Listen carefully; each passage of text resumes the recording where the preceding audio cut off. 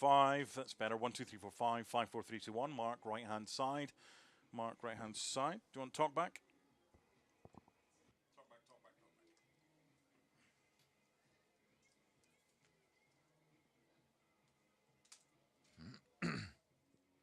give them a bit for level? FC Tulsa coming in tonight with a record of 9-15-9. A lot of symmetry in that record. 36 points, sitting 10th in the Eastern Conference. That's 5 points away from the 8th place Miami FC. Cheers.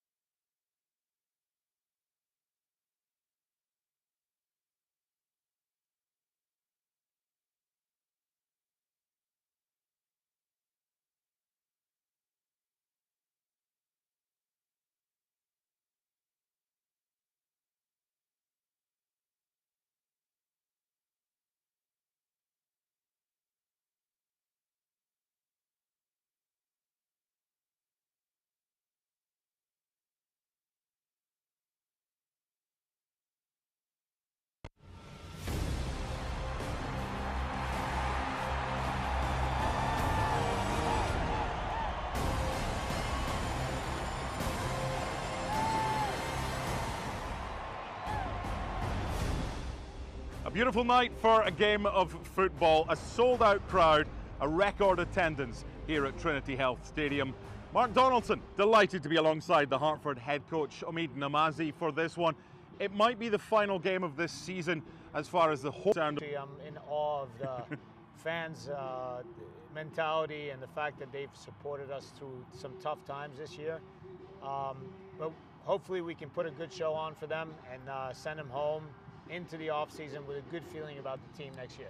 There haven't been too many constants this season, which has been unfortunate, but one constant has been the support, and we've all been here when it's been raining, when there's been delays and all sorts, but to have them come week in, week out, and now to have the opportunity to win tonight so that they want to come back next season, that's a huge incentive this evening. It is, as you say, it's a great incentive, and hopefully players can feed off of that energy and hopefully put on a good show. And we've been close enough in the last two games, and hopefully tonight we can get over the hump and get a W. And like I said, send them home happy.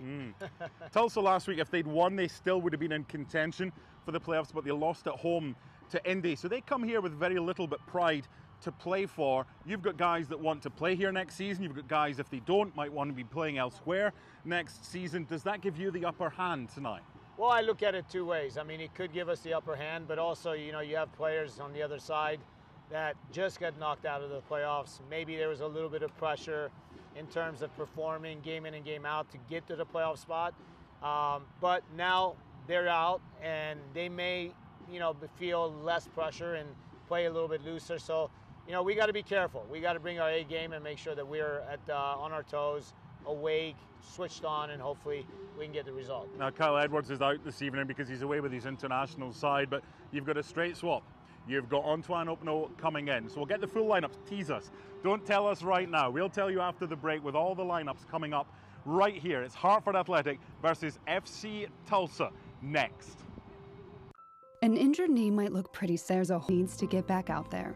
At Trinity Health, we're here to help you reach your goals. We combine all the knowledge and expertise of a national health system with personalized health care that treats the individual behind the injury.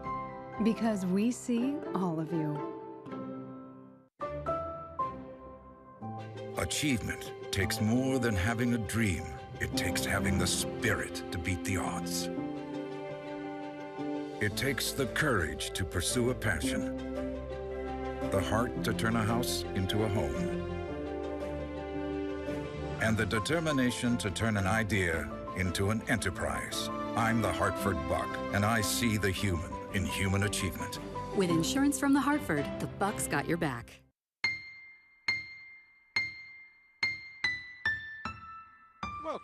Welcome back everybody watching. Welcome to Hartford Athletic, joining the USL Championship here in 2019. Is this the moment? Jose Angulo! Dillon Stadium alive again! Hartford Athletic get the win, and in a week they will host their first playoff game in club history. Number 2, United Soccer League, Hartford Athletic, Bethlehem Steel. Bethlehem goalie trying to throw the ball out. Danny Barrera's like, I got that right here. Dixon, long range effort! Oh my, that is magnificent! From Alex Dixon! With purpose, crossed over and scored! Prince Sadie, long range effort, oh! That's spectacular! Oh, it's a glory strike! Where did gravity go? Obregon Jr.!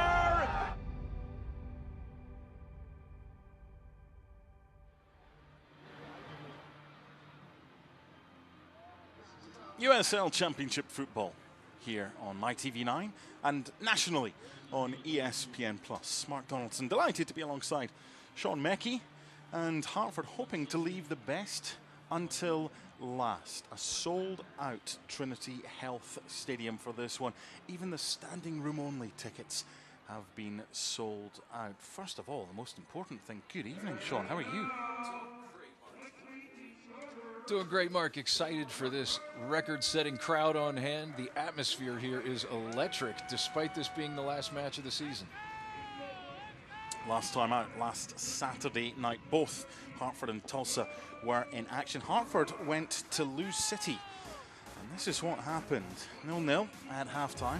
Rasmus Tellefsen getting the opening goal in the 58th minute. And remember, this is a Lou City side that came to Hartford and drew 0-0 and thought they were getting all 3 points. However, Luke Merrill in the 75th minute producing a fine strike to get the equal, and Hartford are unbeaten against them this season. So, Sean, what do you got for the ones to watch? Well, Joe Rice, we talked about that Louisville game. He stood on his head last weekend, 7 saves to earn a share of the points. He's been a difference maker for Hartford all year, and you have to imagine he's among those players who are vying for a place on this squad next year.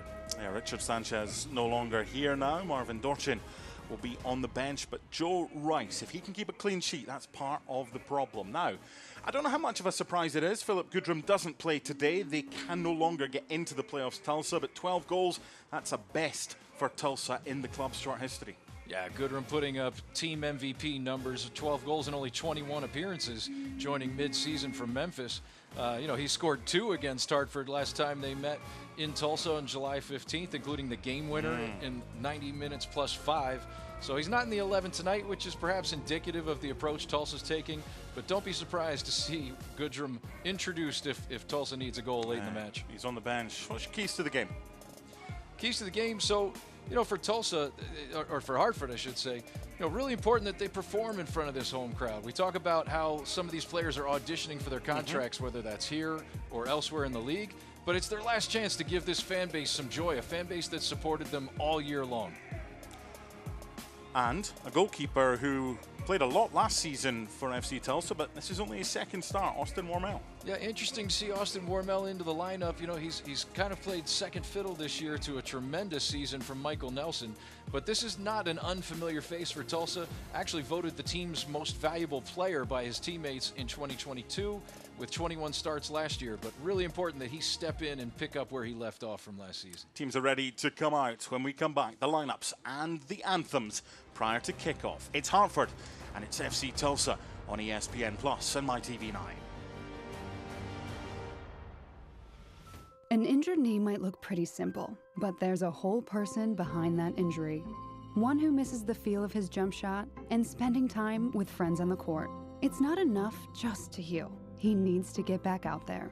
At Trinity Health, we're here to help you reach your goals. We combine all the knowledge and expertise of a national health system with personalized healthcare that treats the individual behind the injury. Because we see all of you. Achievement takes more than having a dream. It takes having the spirit to beat the odds.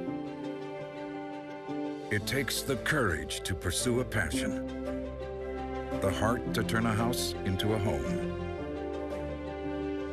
and the determination to turn an idea into an enterprise. I'm the Hartford Buck, and I see the human in human achievement. With insurance from the Hartford, the Buck's got your back.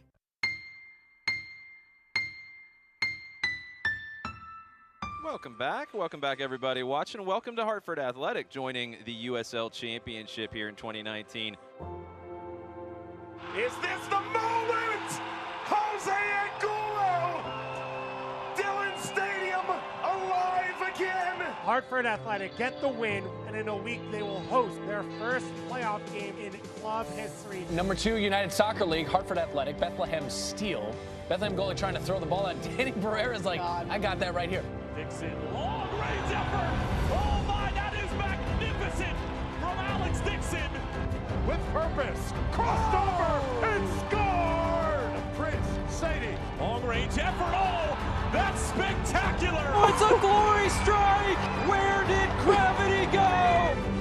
Obregon Jr.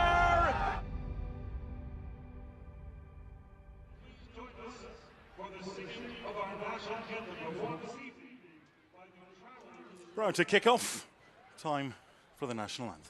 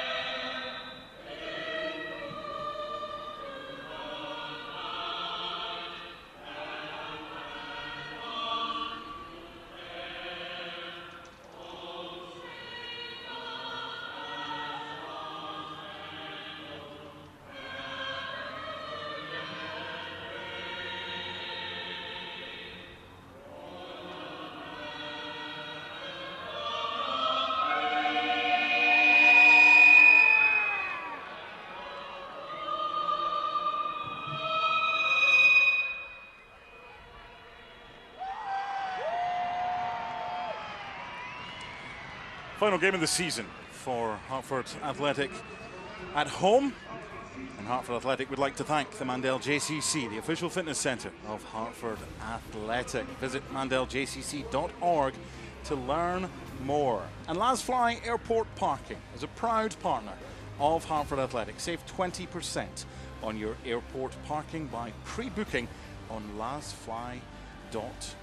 Before we start this game, I just want to send my and our best wishes to Joe D'Ambrosio, who is unable to be here. He was a late call. He failed a fitness test this morning. He's pulled his hamstring. So, Joe, we wish you well, and we hope you get better soon. Danielle Chesky, the referee for this one. She was here back in August when Hartford won against New Mexico. A couple of changes, Sean, for Hartford following the 1-1 draw at Lewis City. Robin Lappert is onto the bench. Kyle Edwards is away with St. Vincent and the Grenadines. Incoming onto Anokno and Luke Merrill. Yep, similar lineup though to the last couple of weeks, just those couple of changes, but in terms of the system, exactly the same with that double pivot in the midfield. It's worked well for them over the last couple of games, so why not finish strong with that same setup? Yeah, Kibato against his former club wasn't signed to be a left back, and Makangila wasn't signed to be a centre back, but that is where they are now. For Tulsa, 5 changes. They had to beat Indy 11 on Saturday. They were a goal up to stay in the hunt for a playoff spot, but they conceded 2. And those changes see a change in goal, with Michael Nelson dropping to the bench. Out as well going Tete, Josef, Fernandez, and Goodrum, who drops to the bench. And incoming Wormel, McCabe, Ferry, Siegrist, and Bernal. The incentive for Tulsa this evening is what, Sean? Well, I mean, similar to Hartford. I mean, the season has definitely been a little bit more successful for first-year coach Blair Gavin. 36 points. They were in the hunt for the playoffs till the very end. But at this point, this match essentially means nothing except for pride and a little bit of putting on a show for what these players can do. They've accessed a few more of their younger players, a couple of their academy players, and they'll get their chance to get a run out and show that they belong back on the squad next year. Yeah, for the first time at this venue, the sold-out signs are up. Even the standing room-only tickets were snapped up. Great to see. But what that means is that Hartford Athletic players have a captive audience tonight. They cannot let them down if they want them all to return next season, because this has been a fan base that has been extremely loyal this campaign.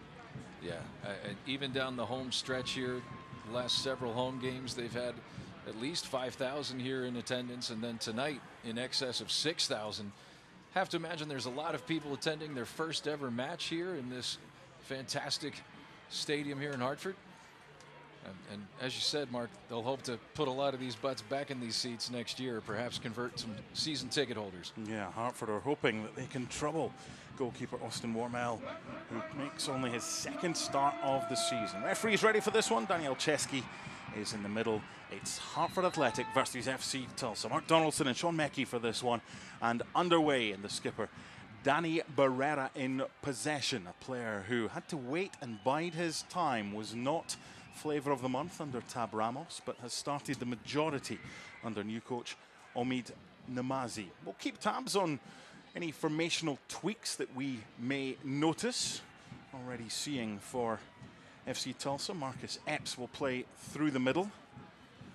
And with all the changes made, there will be 1 or 2 players who don't get too many opportunities getting a chance tonight. Upfield from Joe Rice. Not the best clearance at the back. This is Andre Lewis. Support on the right-hand side from Luke Merrill. Prince Sadie in front of him. He had more time, did Luke Merrill, and could have gone a few more yards to allow Prince Sadie to continue his run. There'll be nerves as well in front of a record crowd at home. Yes, it's not been the season that Hartford hoped for, but this is an opportunity for a lot of these players. And I said it to Omid Namazi in the pre-game interview that we did. It might not be here that some of these Hartford players are next season, but it will be somewhere. But first of all, they've got an opportunity to show Omid Namazi and the coaching staff that they should be here for the new campaign. Forward by Makangila. Where would you say is the areas that you would hope that Hartford can exploit against? It's not a makeshift Tulsa side, but it is a Tulsa side with 5 changes. True, 5 changes from last week's lineup. You know, I'd say going into the match, I expected there to be a lot of space out wide, which suits the three front of Hartford well, but it almost looks like a 5-3-2, at least defensively, for Tulsa tonight. So that'll eliminate those wingers from really having the joy they want down the sidelines. So I think Hartford will have to get it done through the midfield tonight. Here's Connor McGlynn taking a chance, but that's what Omi Namazi wants them to do. Try and be comfortable on the back, play out from the back where possible, but you do need options and you do need players in front of you showing for it. Now, Hartford have conceded a lot of goals this season, but when you look back individually at all the goals that have been conceded, so many of them have been preventable. Yeah, a lot of mistakes, a lot of giveaways in possession, trying to play out of the back. And I think some of that, Mark, just comes from inconsistency. The back line has changed faces so many times throughout the season.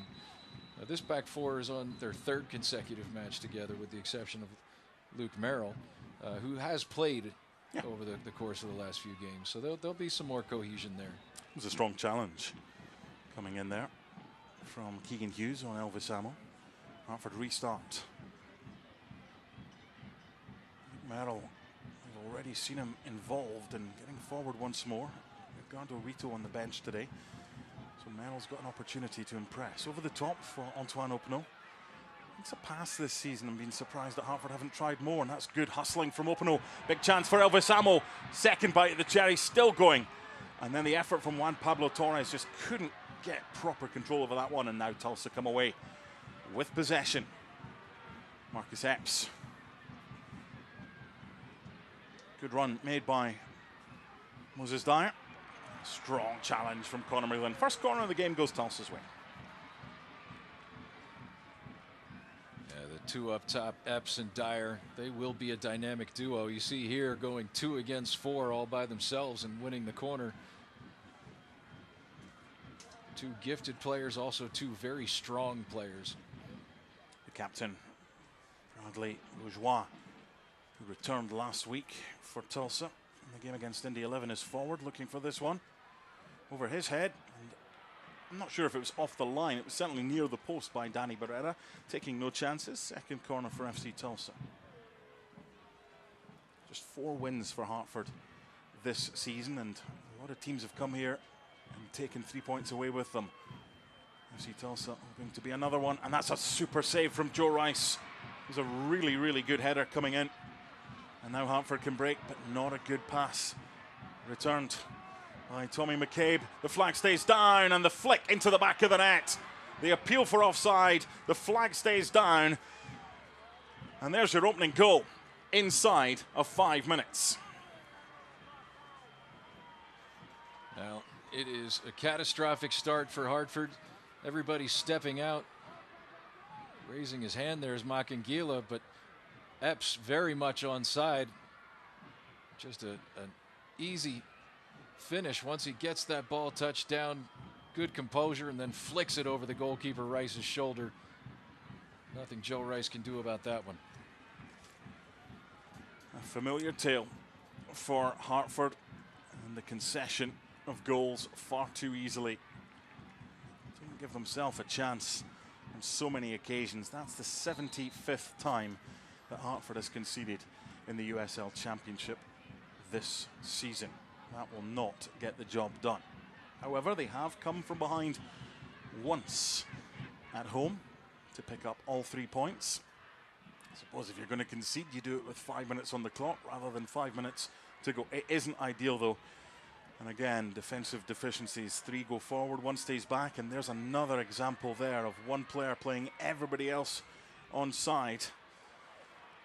And Moses Dyer unable to capitalize that time.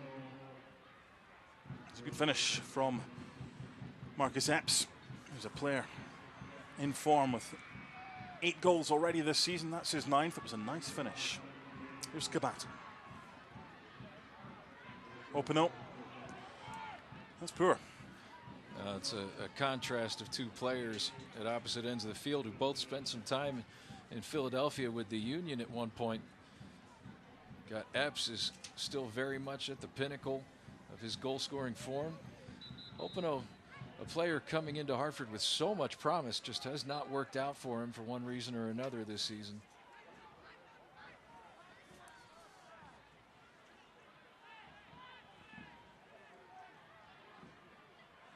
He's got the team playing some good stuff, as coach Blair Gavin.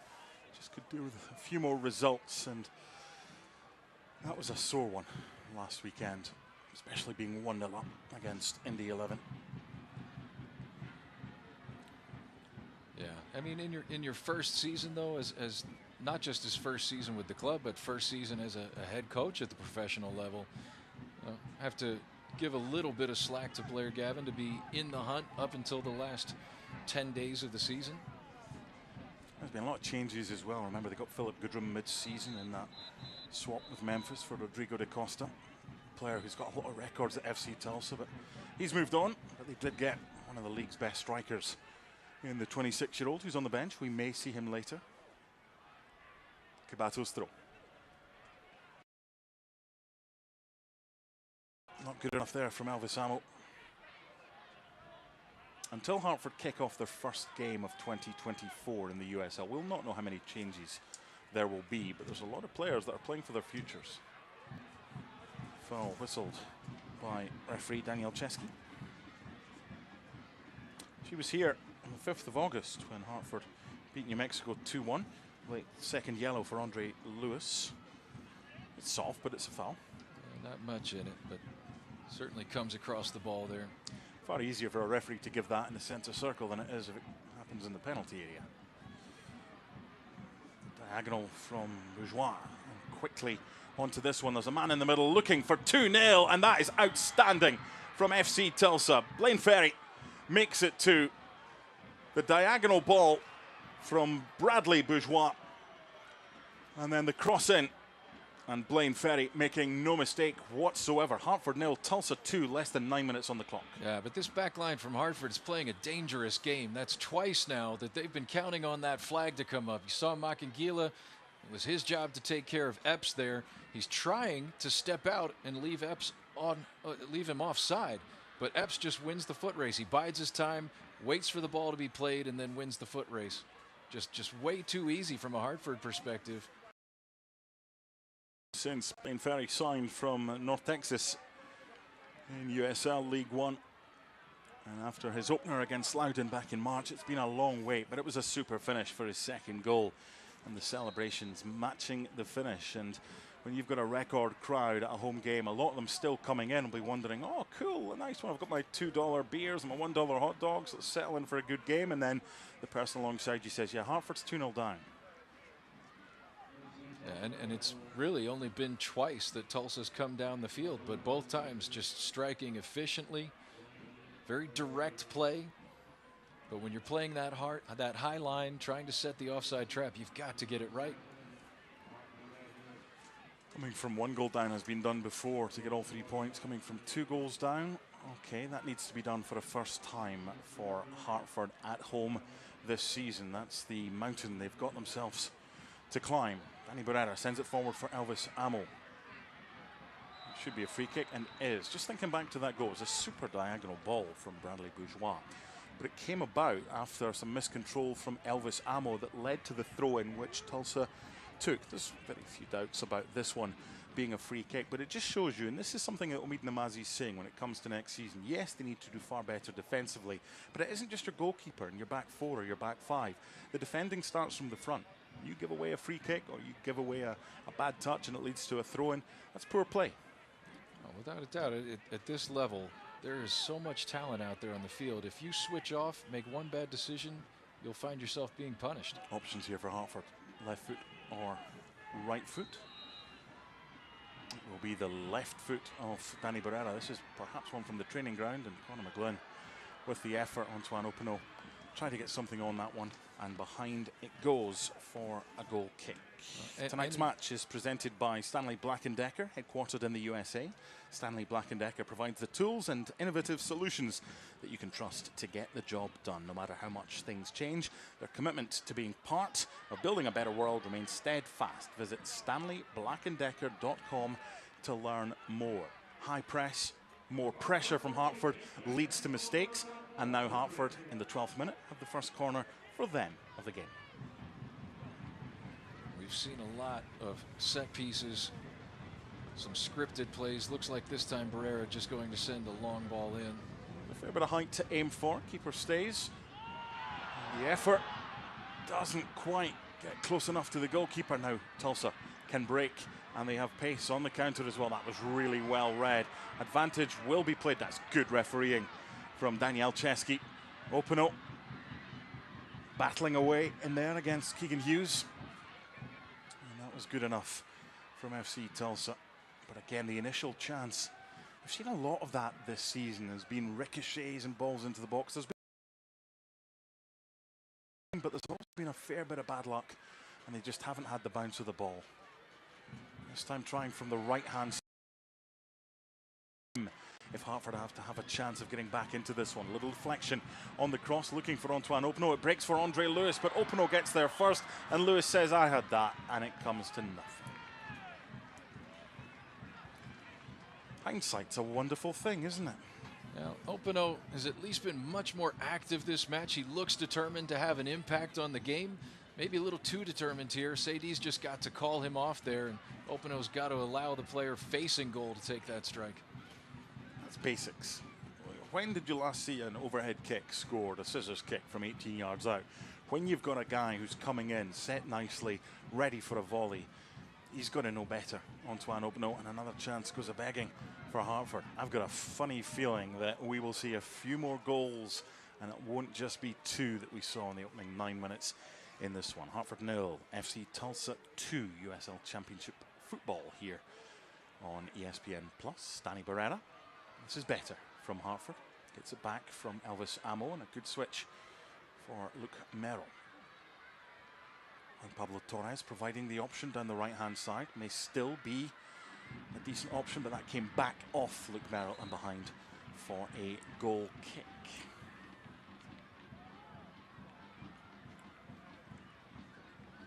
Come to the party.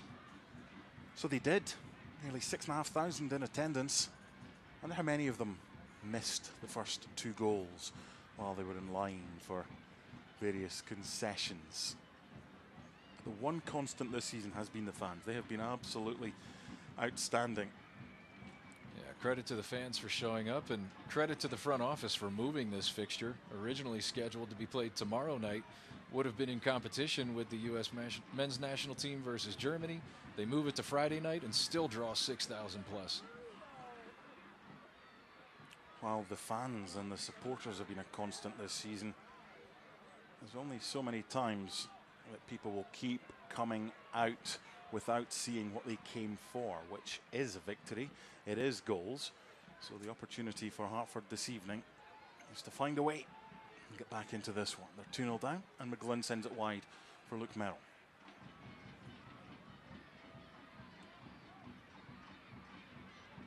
Sadie for Openo. Asking too much of Elvis Amo.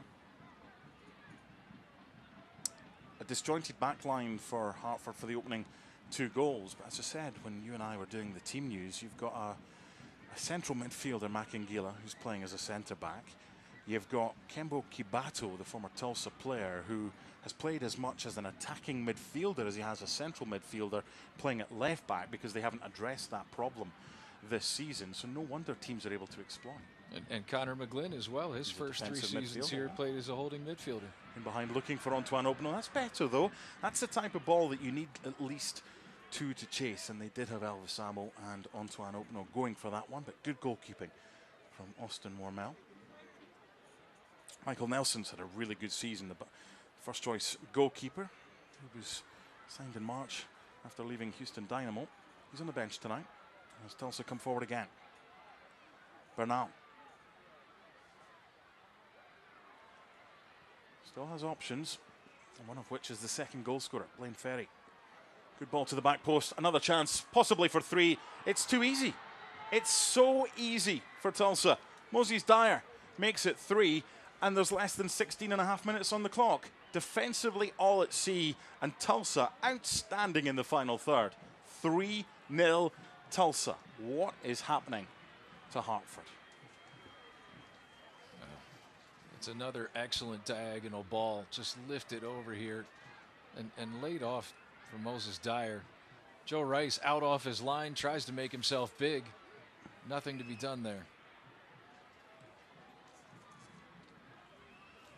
That's Blaine Ferry again supplying that excellent ball, pinpoint, dropping it into the far post for Epps. And while Tulsa celebrate their third goal, please join us in thanking the founding partner, the Hartford, for educating children about fire safety with their Junior Fire Marshal program. Visit juniorfiremarshal.com to learn more. Well, the idea was to go out on a high. Tulsa got the message. Hartford haven't.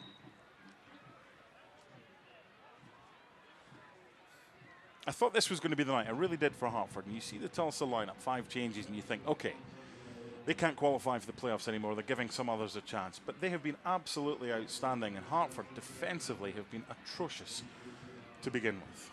Yeah, I also thought that tonight would be the night. They've been inching closer to a result as Hartford. A couple of draws in a row against some quality teams. But this Tulsa attack has just been absolutely deadly efficient. Well, clinical. 3 chances, 3 goals. Marcus Epps, Blaine Ferry, Moses Dyer. Ball striking our official, so she'll restart with a drop ball. Yeah, simply because there was a change of possession, so if it had kept with Hartford after it hit the referee, then it would have played on. Here's Antoine Opino. Danny Barrera's layoff. Andre Lewis. Again, a breakdown in communication. But just going back to the 3 goals that Tulsa have scored, and compare that with something we saw maybe 5 or 6 minutes ago when Andre Lewis was coming in and Antoine Opino was there as well.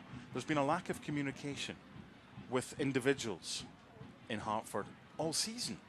This isn't just an issue that's happened this evening. No, and it also comes down to players just not knowing the complementary role to be playing.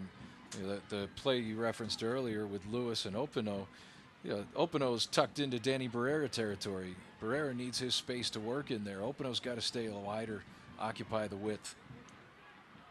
Hartford again coming down this right-hand side with Luke Merrill, deflected cross, and behind it goes for a corner kick. The reason I mentioned those two is because when you compare and contrast with the 3 goals that Tulsa have scored, it's been no greed, it's been find the better option, it's been the ball to the back post.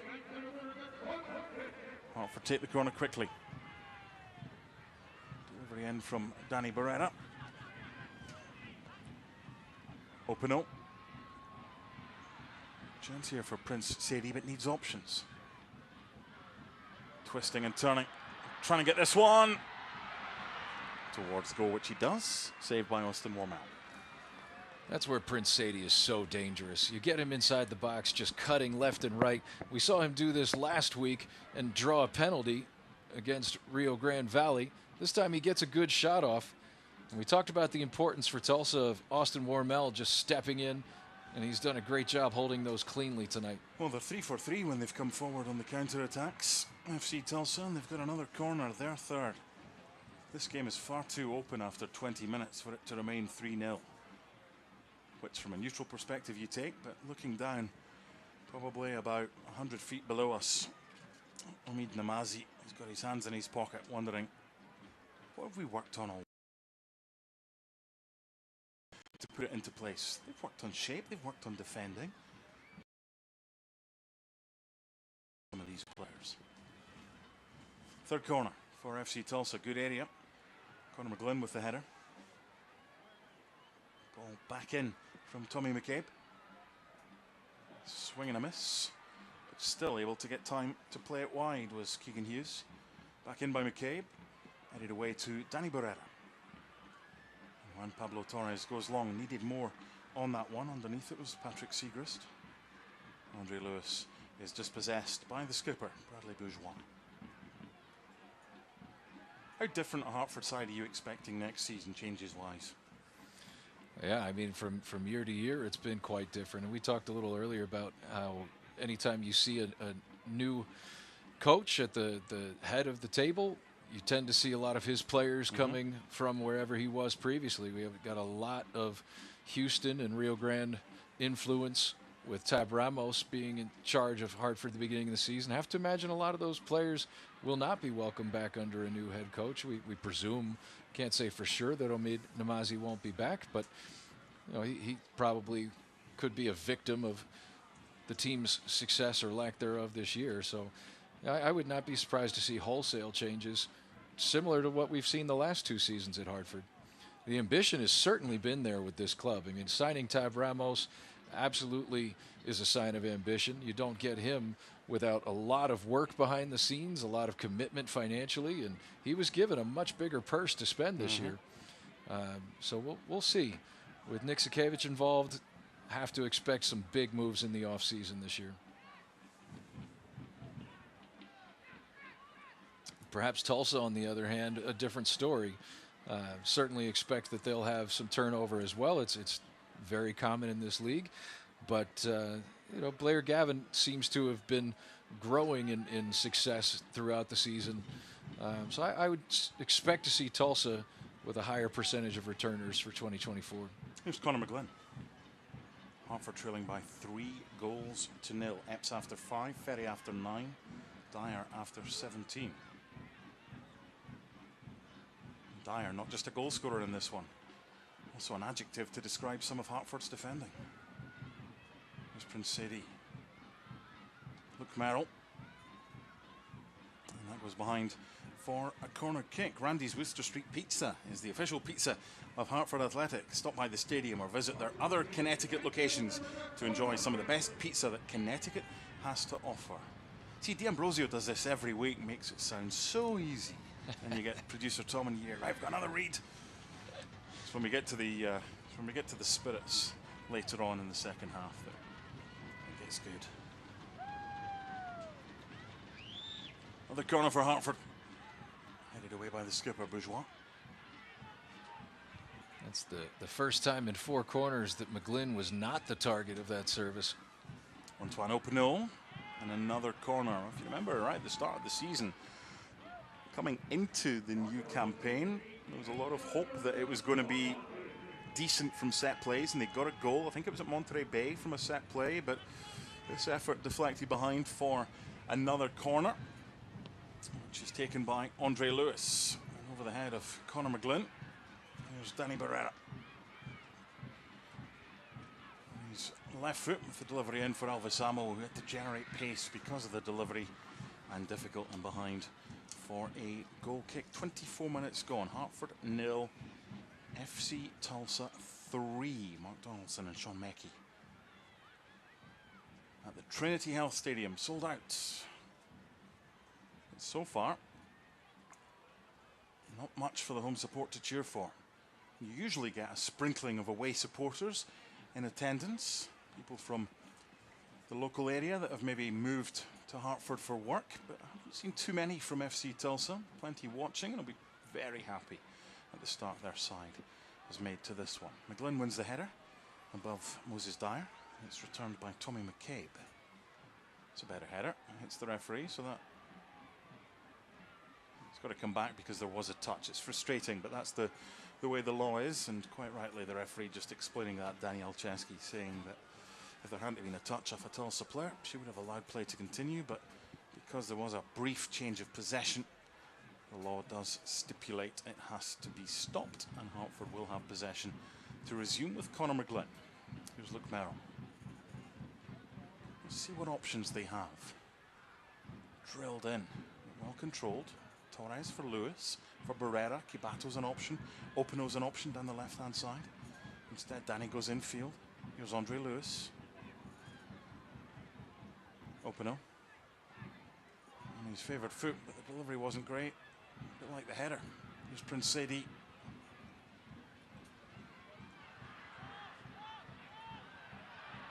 Kibato against his former club. Hit it well, just couldn't keep it down. Better from Hartford though, Sean. Yeah, Sadie working against Rucci again. Last time he cut the ball back onto his left foot and had the shot. This time cuts it onto his right for the service. Good effort there from Kibato. Just needs to get over that ball a little bit more, put it on frame, test the goalkeeper. But more positive from Hartford. Definitely more positive in the last few minutes. Amnesia is required as far as the scoreline is concerned. Just got to play from the start again, and there's that high press that's putting pressure on Tulsa. Tommy McCabe with a giveaway that time. Another corner for Hartford, but their delivery from set plays has got to be better. Andre Lewis will take this one. That's twice that they've pressed when Tulsa have tried to play out from the back, and twice it's had a positive result for Hartford. Short from Lewis, gets it back from Barrera. Juan Pablo Torres. Couldn't quite get there first, Elvis Amo. Macangila. That might be, well, I thought that might have had a chance of being a Tulsa ball. I wasn't convinced that the headed clearance didn't hit Elvis Amo on the way out, but decision goes Hartford's way, and Torres sends it wide for Andre Lewis. Here's Luke Merrill. Connor McGlynn.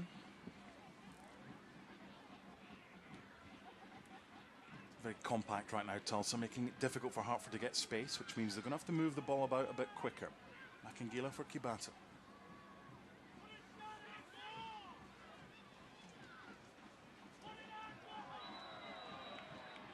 Free kick for Hartford. Hartford Athletic would like to thank Novo Pasta, Kineticare and Stop and Shop for supporting our Goals for Meals program. I refuse to make a joke here. For every Hartford Athletic goal scored this year, Novo Pasta, Kineticare and Stop and Shop will donate meals to the Stop and Shop School Food Pantry program. Going to get an early couple of changes, and Luke Merrill is being replaced by Edgardo Rito, and Robin Lappert is coming on for Juan Pablo Torres. So, Omid Namazi's seen enough. This is tactical. This is not injury related. And a double change before the half hour is not something you see every day, but something had to be done. Lappert on, Rito on, Torres off, Merrill off. We'll get Sean's take of that in just a second before we'll see this free kick. Andre Lewis and Danny Barrera over it.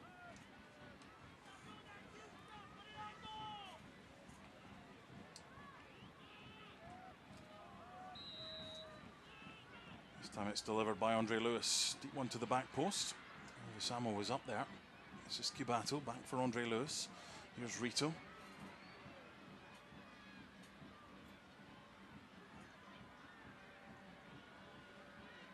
McGlynn said he was an option. Instead he went wide and said he was a better option. And now Tulsa can break. Tulsa have done far more with far less of the ball than Hartford have with far more. Okay, as Andre Lewis takes it, what's your take on the two changes, and what do you perhaps see as a change of shape for Hartford? Well, Rito for Merrill is a straight swap, I think, just changing out player for player, getting someone else out there on the wing dealing with Marcus Epps. You see Juan Pablo Torres coming off, being replaced by Lappert. That, I think, might mean that we're going to see a 3-5-2. Yeah, I think so. Lappert's going to play on the left, McGlynn on the right. Hartford looking to get one back here, and they have done! Finally, a goal is scored. Half an hour on the clock. Time for some brass bonanza. Hartford 1, FC Tulsa 3. Is the comeback on?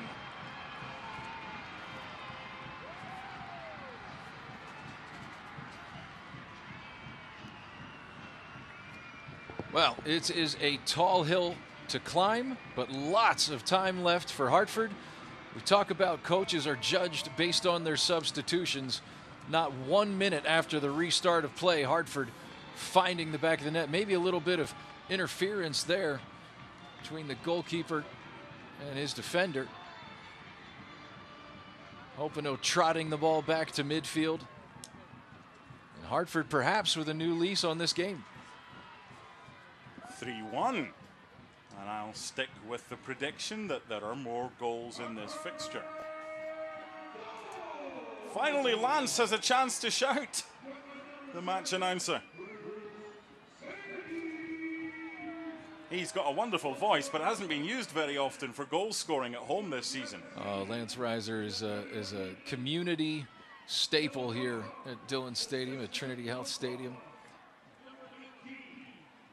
He's more often been giving his sad goal announcement that he does when the away side scores, which I think is appreciated by the fans here. Is he Hartford Athletics' very own Rennie Rancourt?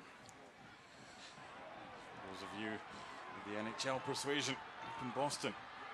Here's Antoine Openo. A chance to run without being challenged. I just wondered here if he was going to pull the trigger, but he was always aware of Elvis Amo in support, and it's one of those you look back and maybe it was the right decision. Maybe it was the best option. What does this tell you? He's got 3 guys in a phone booth there. I love the way that he found a way to put this ball through to Amo. Amo, I don't think, was looking for this pass. I think Amo's just looking to make a run, drag a defender away to give Opano more of a lane to shoot. Just a missed connection between the two, but both with very positive attacking intentions. Opano now playing more as a wing back than a true winger in his 3-5-2.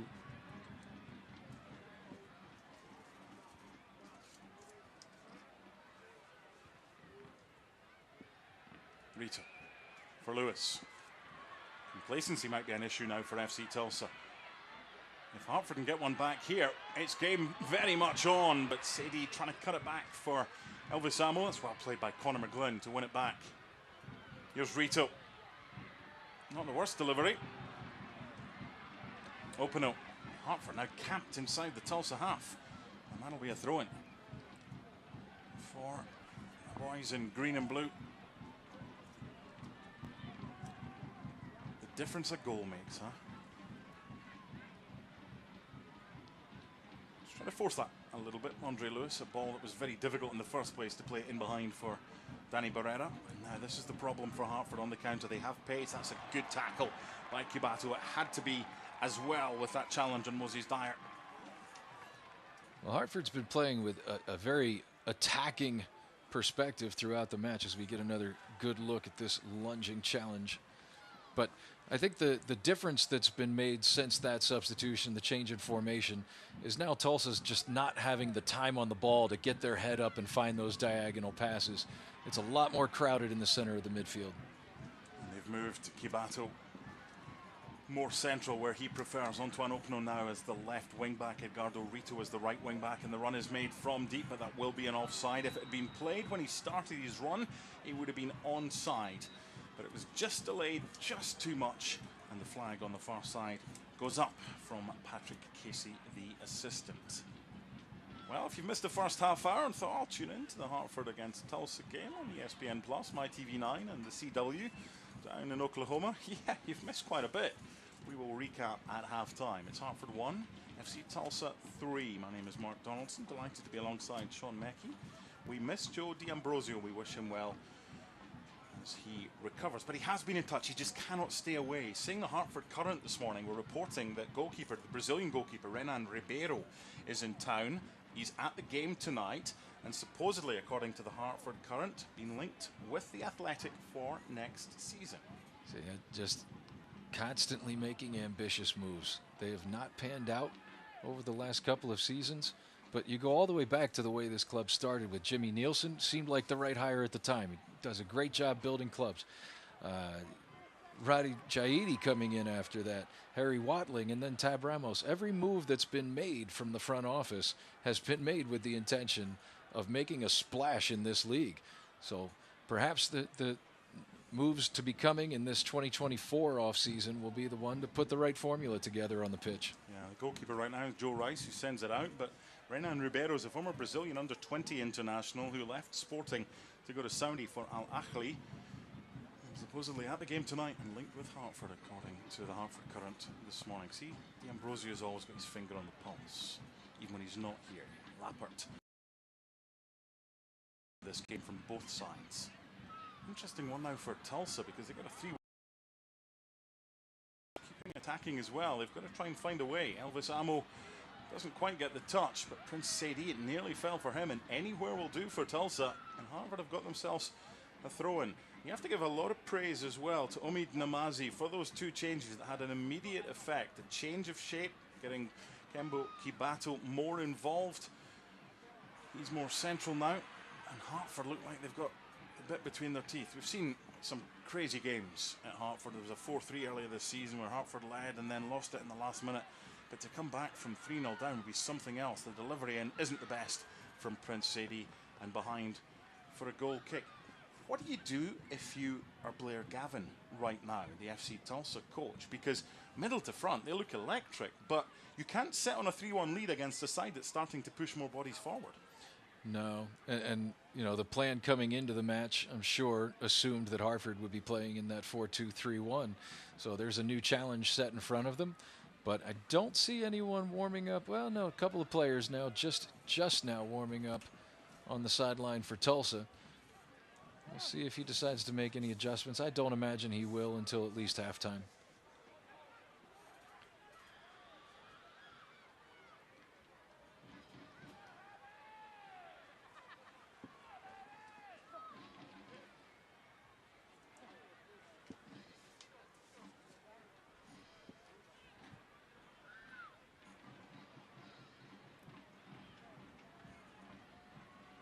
Again, trying to press the defenders, Hartford. You've got to hunt in packs. You can't just hunt individually and on your own. You've got to have teamwork, either 2 or 3, to try and make things work. But then you can get picked off at the other end. And that's frustration from Marcus Epps, who's a good player, but a stray pass looking for the run of Bernal, and Hartford come forward.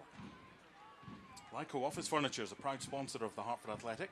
For over 40 years, Lyco Office Furniture has been furnishing startup to Fortune 500 companies all over New England. Go to lycoinc.com to learn more. Here's Robin Lappert. On in the 29th minute for Juan Pablo Torres, moving to the left centre-back position. Beverly Macanguila is the middle centre-back. Conor McGlynn on the right, who's chasing down here and does really well to get a touch. Edgardo Rito on for Luke Merrill. Sends it forward for Prince Sedi, who's only right now got Elvis Amo in support. And Omid Namazi in front of us, instructing his back three to get up to the halfway line. And one of the three, Conor McGlynn here, to get involved in the attack. Try and overload the numbers in that midfield area. They've now got the 3 central midfielders in there in this new 3-5-2 formation. So you chuck a centre-back in there and you should have an overload. Lappert with a heavy touch. Oh, he's in trouble for that one, is he not? You love the idea there from Lappert, recognizing he can break lines in possession of the ball. But as the old saying goes, if your second touch is a tackle, your first touch wasn't good enough. Yeah, perhaps fortunate to come away without a yellow. You see the appeal being made. I can understand it. The referee's not going to change their mind, but I've seen yellow cards dished out for that. Remember, was it careless for a foul? Was it reckless for a yellow card? Or was it using excessive force? Certainly careless, probably reckless, and one that got away there. Robin Lappert, a lucky boy not to go into the referee's notebook. No yellows so far. 4 goals. Epps, Ferry and Dyer as Tulsa raced into a 3-0 lead in 17 minutes. Prince Sedi on the half hour after a couple of changes and a tweak of the shape to get Hartford back into it. They've got to try and keep that pressure up because they've got the momentum right now. Long from Wormel.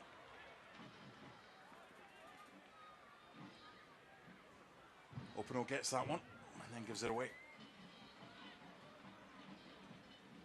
That's better, much better. Kibato for Barrera, for Lewis. So that's a great example of where Tulsa wants to break that initial challenge and change the point of attack, but Hartford crowding that midfield space, not allowing the change. In behind for Andre Lewis. He's got support from Prince Sedi, similar area from where he scored to get Hartford back into this one. Kibato wasn't the best ball, so there goes the opportunity to get the quick shot. Conor McGlynn has pushed forward from centre-back into a familiar area where he's played so much in his career. The delivery from Andre Lewis. And there needs to be more in there for Hartford to try and take advantage of any slip-ups from FC Tulsa. Lappert over the top with a strong header, and he's hurt himself. That was a sore landing. Certainly not a foul. No, we've seen this from Lappert many times throughout the season. He is absolutely willing to put his body on the line, does so here, and just comes down awkwardly. Doesn't look like on his shoulder, fortunately, but maybe his head striking the turf. Hartford Athletic would like to extend a special thanks to our partners Jim Beam Bourbon and Hornitos Plata Tequila. Can we get stuck into the sponsor's product at full time? I'll take any. I'll take the pizza. $2 beer still going after halftime? Not for us. Not for us. Not for us. But if you weren't in the booth, you have a season ticket here. And you'd be, what, a couple of beers in by now with your family? Oh, for sure. For sure. Enjoying a Friday night at the football. Shout out to Section 7. I'm sure you're all enjoying those $2 beers and dollar hot dogs tonight. You're jealous. You wish you were there. Nah, I'm thrilled to be here. Sad that Joe couldn't make it. Of course, does such a fantastic job week after week. Love listening to you two. Bit of a sicko. I go home after the live match and watch the broadcast from home, rehash the game. Oh, you have a fetish for misery? Wow. Goodness me. That's a commitment to the cause. But excited to be joining you tonight, and really enjoyed working with Joe last week as well. So, you know, you guys have a good team up here. Thank you. Hopefully next year the product on the pitch is a little more exciting for the viewers at home. Oh, good to see Robin Lapper is okay again after the nasty-looking fall. That was offside and should be called, and is. And the reason I was so confident in calling it, we were right in line with that, as was the assistant, Emil Karsikaju. Excellent decision from the assistant, and the free kick goes Hartford's way. But again, they're playing on the shoulder, Tulsa, and that is proving problematic for the Hartford defence. They're taking chances. He's just gone a little bit too early. But there was a better line from Hartford. It was disjointed for the concession of at least a couple of those 3 early goals. I think part of it too, Mark, is Moses Dyer has been isolated up top a lot more. It's much easier for the back line, whether it's 4 or 3, to get that trap accurate, to time it correctly when you've only got one attacker to worry about. You know, before with Moses, Dyer, and Epps both crashing forward, both making those runs, if you stepped up for Dyer, but Epps was onside, now you've left him all alone, and I feel like that's part of what contributed to making those first couple of goals so easy for Tulsa. Here's Robin Lapper. Kubato. Not the best ball from Lappert for Danny Barrera. Danny's not stopped running in this first half. He's put in quite the shift. I said when Hartford pulled one back that one of the biggest issues for FC Tulsa could be complacency, because you're 3-0 up with 3 attempts and you've not had to work that hard for them. You've scored really good goals, but it just seemed too easy. But then when you get a little bit of a shock, Hartford score, and now they've got their backs to the wall, and Hartford have got themselves a 6th corner. They've taken some short, including this one. Elvis Amo with the header down. Robin Lappert had gone forward for that one, keeps it in play. He's got Andre Lewis in support. McGlynn, a little look up. 2 added minutes coming. Brignall Vineyards stoppage time. Open O, if he'd looked up, it was the right idea for Danny Barrera. He just needed a little pitching wedge rather than the driven 5-iron from Antoine Openo. And all the way through to goalkeeper Austin Wormel. Hartford Athletic 1, FC Tulsa 3. It's been quite the game, the final game of the campaign. Feel a little bit for FC Tulsa. They had a really good crowd last week. I watched the game on ESPN Plus against Indy 11. Went a goal up and kept that playoff dream alive. Philip Goodrum's penalty. And then the concession of the 2 goals after that. And it really took the sting out of them. We've seen how they can play with those 3 goals. I mean, those were fantastic goals. They cut Hartford apart. Yes, there might have been poor defending, but you've still got to capitalise. And they did with aplomb, scoring 3 wonderful goals. Hartford are now defending on the halfway line. So all it takes is a good time of the run, and you cannot be in offside inside your own half. And this time the keeper comes out, it's chipped over him and it's put wide. You could tell by the reaction immediately from Marcus Epps. And he's saying the goalkeeper got a touch. Well, if he did and it wasn't his hands, it should be a corner. If he did and it was his hands, he would be in trouble. We'll have to see on the replay. It just all decorum out the window at this point from Joe Rice. Okay, this might tell us if there's a touch from the goalkeeper. Oh, there is. Oh, that ball, the spin on the ball changes. But where does it hit him? That's the other thing. Yeah, it's his left mitt. It's absolutely his left glove. Joe Rice getting away with one here. Yeah, you could be looking into the red card territory then if that's spotted by the assistant. But there was certainly a change of movement on the ball there. And Joe Rice had to come out. Yes, you've got to take a chance, but you can't be kamikaze with your defending, because all it takes is the perfectly timed through ball, which FC Tulsa did there, and Hartford find themselves 3 goals down again. If the finish, not a case of being better, because if there was a touch from Joe Rice, then he should have been penalised for that. Now Danny Barrera plays in onto an opener who's offside.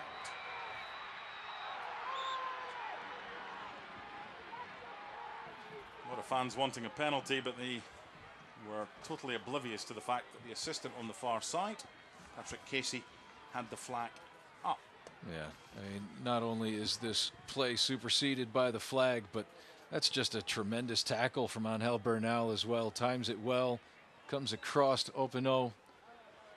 Yes, his trailing leg does come through Opino, but his leading foot making the play. Okay, here's your question. Just after 8 o'clock Eastern time, it's half time. The over-under of 4.5 goals, are you taking as is, or are you taking more goals in the second half? I'm definitely taking the over. There's at least one. Hartford Athletic 1, FC Tulsa 3, as the Tulsa players complained to the officials that there was a touch from the goalkeeper. Joe Rice has got a big smile on his face. He got away with that one. But the goalkeeper at the other end, Austin Wormel, hasn't been as troubled as much. At half-time, in the final game of the season, Hartford 1, Tulsa 3.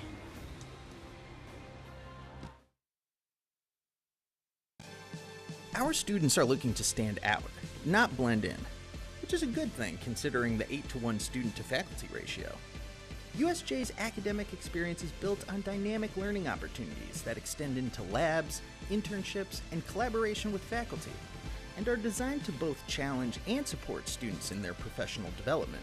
So if you're looking for an education that will help you make your mark in the world, visit usj.edu. An injured knee might look pretty simple, but there's a whole person behind that injury. One who misses the feel of his jump shot and spending time with friends on the court. It's not enough just to heal. He needs to get back out there. At Trinity Health, we're here to help you reach your goals. We combine all the knowledge and expertise of a national health system with personalized health care that treats the individual behind the injury. Because we see all of you. Achievement takes more than having a dream. It takes having the spirit to beat the odds. It takes the courage to pursue a passion, the heart to turn a house into a home,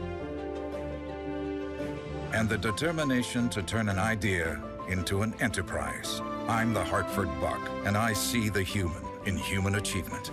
With insurance from the Hartford, the Buck's got your back.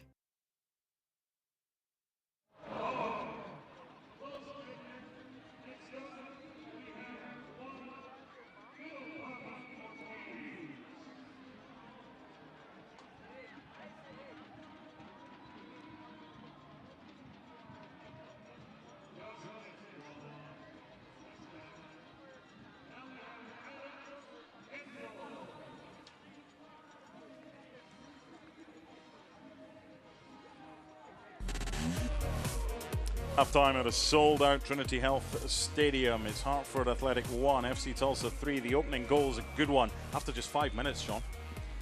Yeah, just a classic tap-in at the top of the box, but that's all set up from some tremendous diagonal balls by Blaine Ferry. Yeah, 3 and easy, 17 minutes gone. Hartford are 3 down. Half an hour gone, though. Prince said he's given them a lifeline.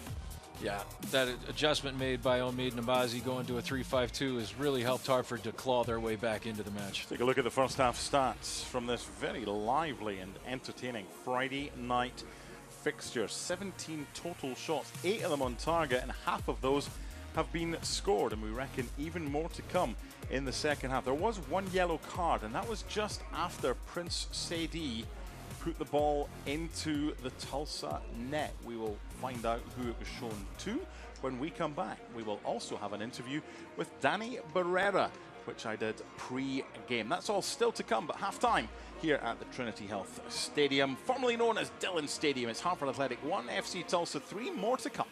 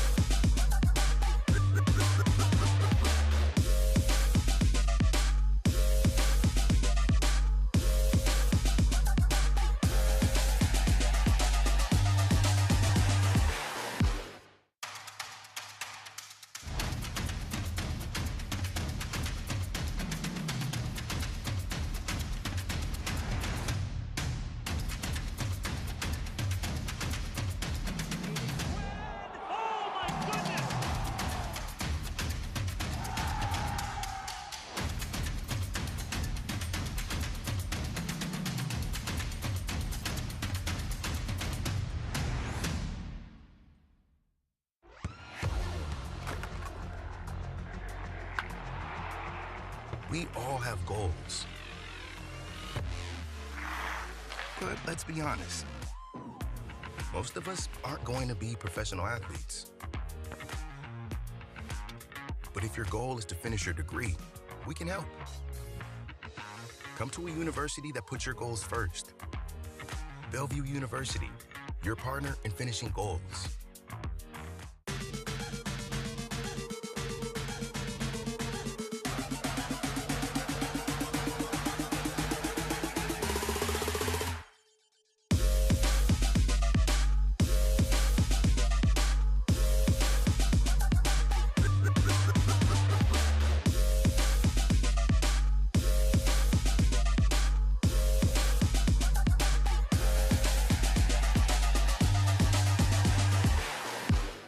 If anyone thinks cancer is going to define you, they've got another thing coming. We know you are more than someone healing their heart. At Trinity Health, we know the importance of seeing the person behind the patient, the fear, the joy, the journey. Bringing you the expert medical teams and state-of-the-art technological advancements of a national health system, along with the personalized care that helps you feel better. Because we see all of you. Hartford Athletic 1, FC Tulsa 3 at the half. And as promised, prior to kickoff, had a good chat with Danny Barrera, the Hartford Athletic captain, and a wide range of topics were discussed. Here's what he had to say. The last game of the season for you and I to get here to talk football. Danny Barrera alongside me. And Danny, you've been here long enough. Finally, a complete sellout and tickets hard to come by, which seems great for a playoff chasing side, but this hasn't been a good season for Hartford yet. The fans are the one constant, aren't they? Yeah, they really are. I mean, they don't deserve the results this year.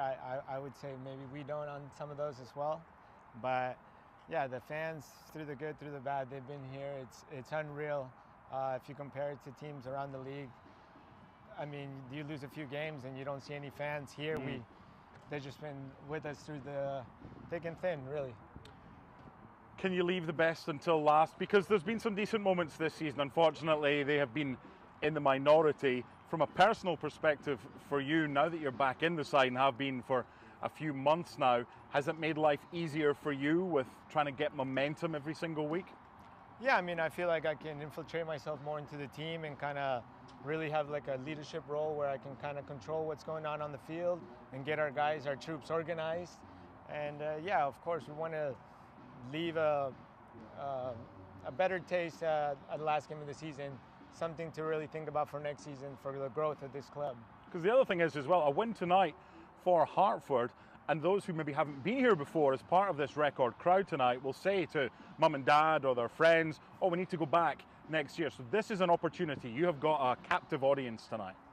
Yeah, I know, and I hate to sound like a broken record, but a lot of the results this year have come down to, you know, small inches, small 1 minute, 30 seconds, last minute goals. So yeah, I mean, for the new fan coming out tonight, it's a great opportunity for us to continue playing the way we have the last two games and really just execute and finish it, really. Finish with a win.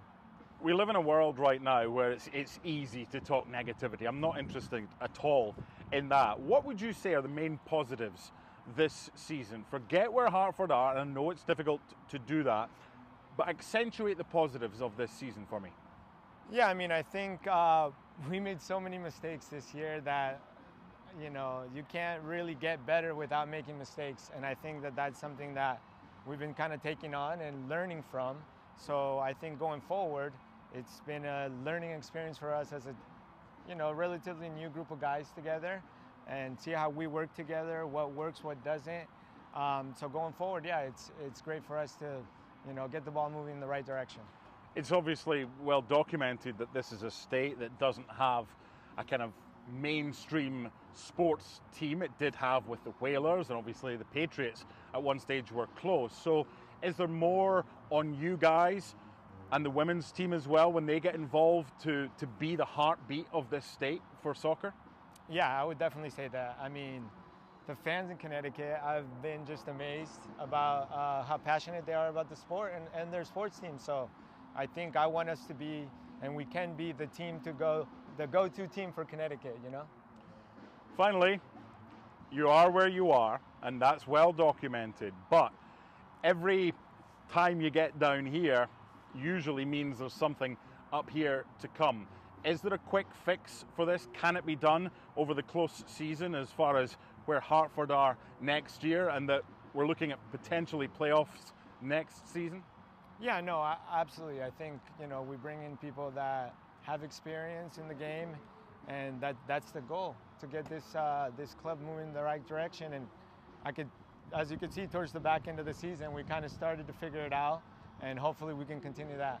And you've got your family here tonight. Have the kids said to you, Daddy, have you got any celebrations for us?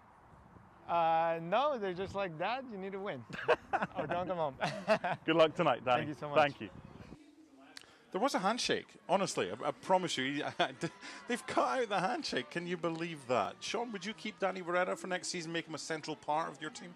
Danny Barrera, 33 years old. You have to know that he's getting toward the end of his career, but he's just been such a tremendous ambassador for this club. You know, club leader in minutes, goals, assists.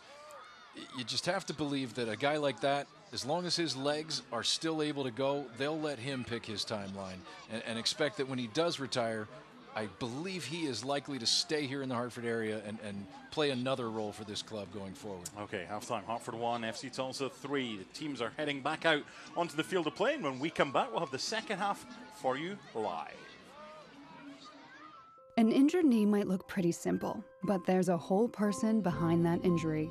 One who misses the feel of his jump shot and spending time with friends on the court. It's not enough just to heal. He needs to get back out there. At Trinity Health, we're here to help you reach your goals. We combine all the knowledge and expertise of a national health system with personalized health care that treats the individual behind the injury. Because we see all of you. Achievement takes more than having a dream. It takes having the spirit to beat the odds. It takes the courage to pursue a passion, the heart to turn a house into a home, and the determination to turn an idea into an enterprise. I'm the Hartford Buck, and I see the human in human achievement. With insurance from the Hartford, the Buck's got your back. Our students are looking to stand out, not blend in, which is a good thing considering the 8-to-1 student-to-faculty ratio. USJ's academic experience is built on dynamic learning opportunities that extend into labs, internships, and collaboration with faculty and USJ.edu.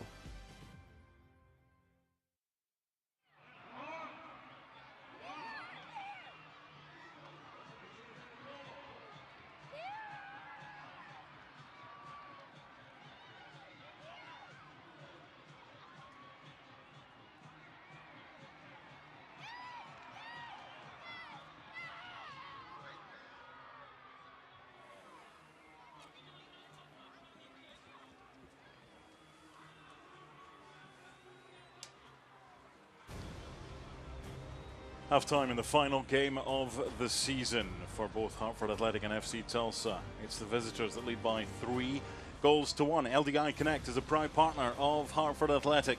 With over 20 years of experience, LDI Connect is a leading independent provider of office technology solutions. Visit myldi.com for more information. And when you get 4 goals in one half as well, you're bound to miss a couple of sponsor shout-outs. Trinity Health of New England were meant to be mentioned in the first 5 minutes. We had that goal scored by Marcus Epps, and then Travellers were meant to be mentioned towards the end of the first half. We didn't fit it in, so Hartford Athletic would like to thank our founding partner, Travellers, presenting partner of our community ticket program. Children from underserved communities throughout Greater Hartford are able to come to the matches free of charge. Plenty groups in attendance tonight. Great to see. Players are ready for the second half. One change made by FC Tulsa coach Blair Gavin. Rashid Teti is on at the half to replace Keegan Hughes.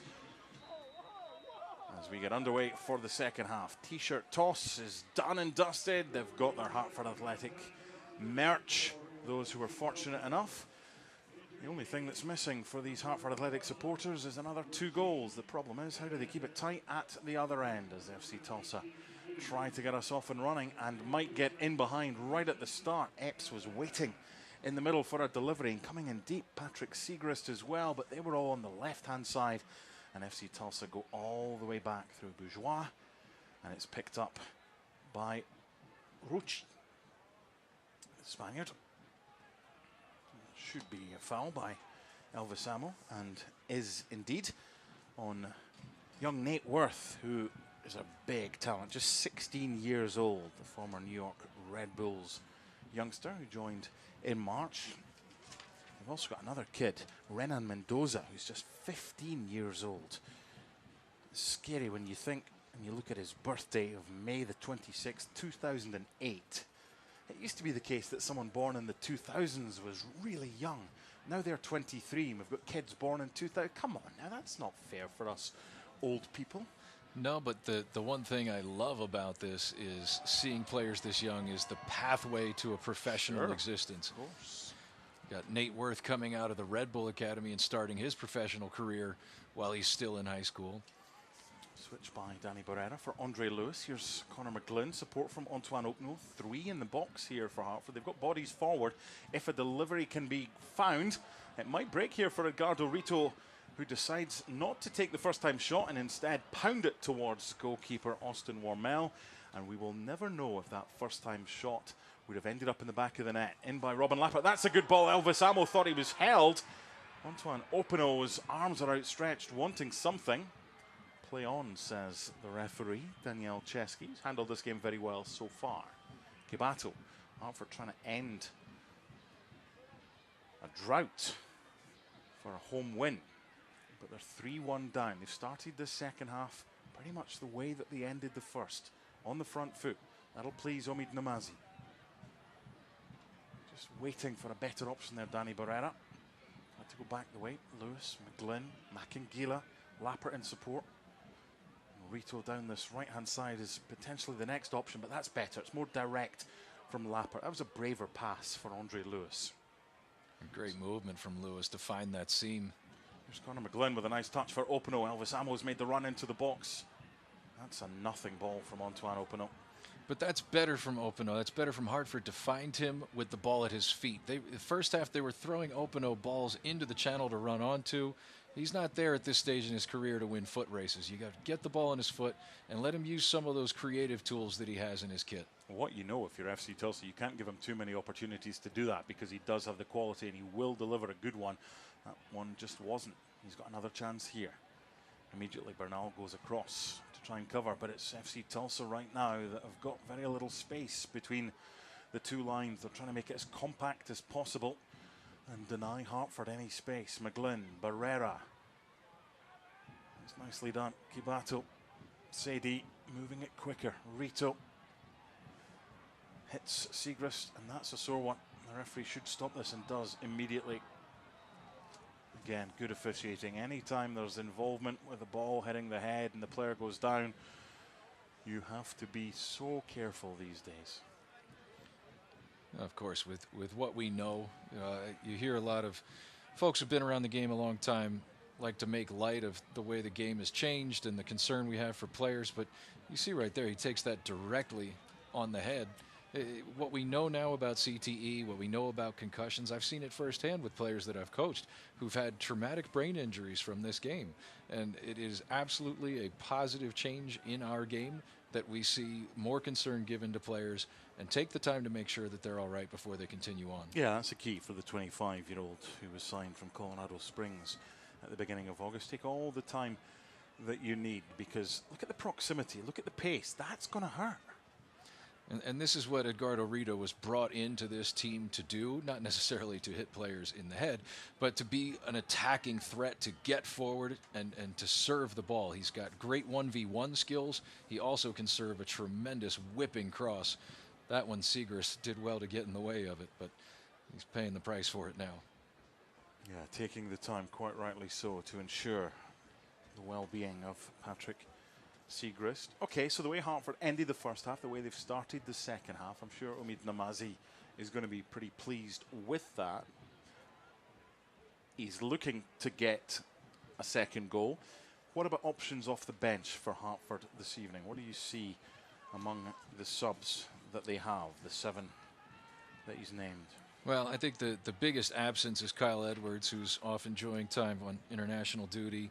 You know, Ash Apollon has been a good steward at the club over the last couple of years. He's been a little bit inconsistent, but at times he's really given a lot to the Hartford team attacking. Dren de Bruyne, I think, is a compelling and interesting player. He's got a lot of quality going forward.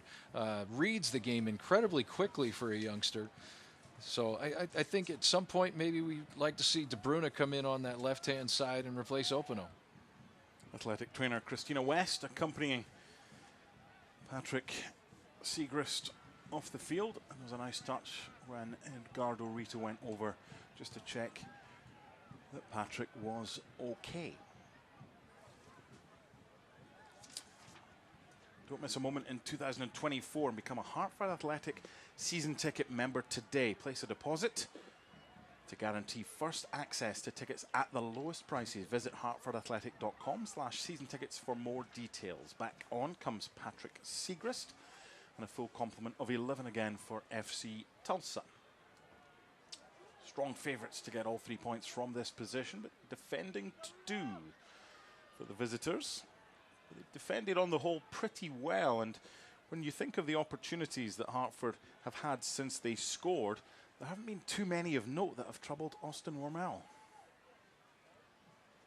No, but when he has been called upon, he's been smart. You know, he's held the ball cleanly. If he's given up a rebound, he's given up a big rebound rather than dropping the ball on the doorstep for an easy tap in.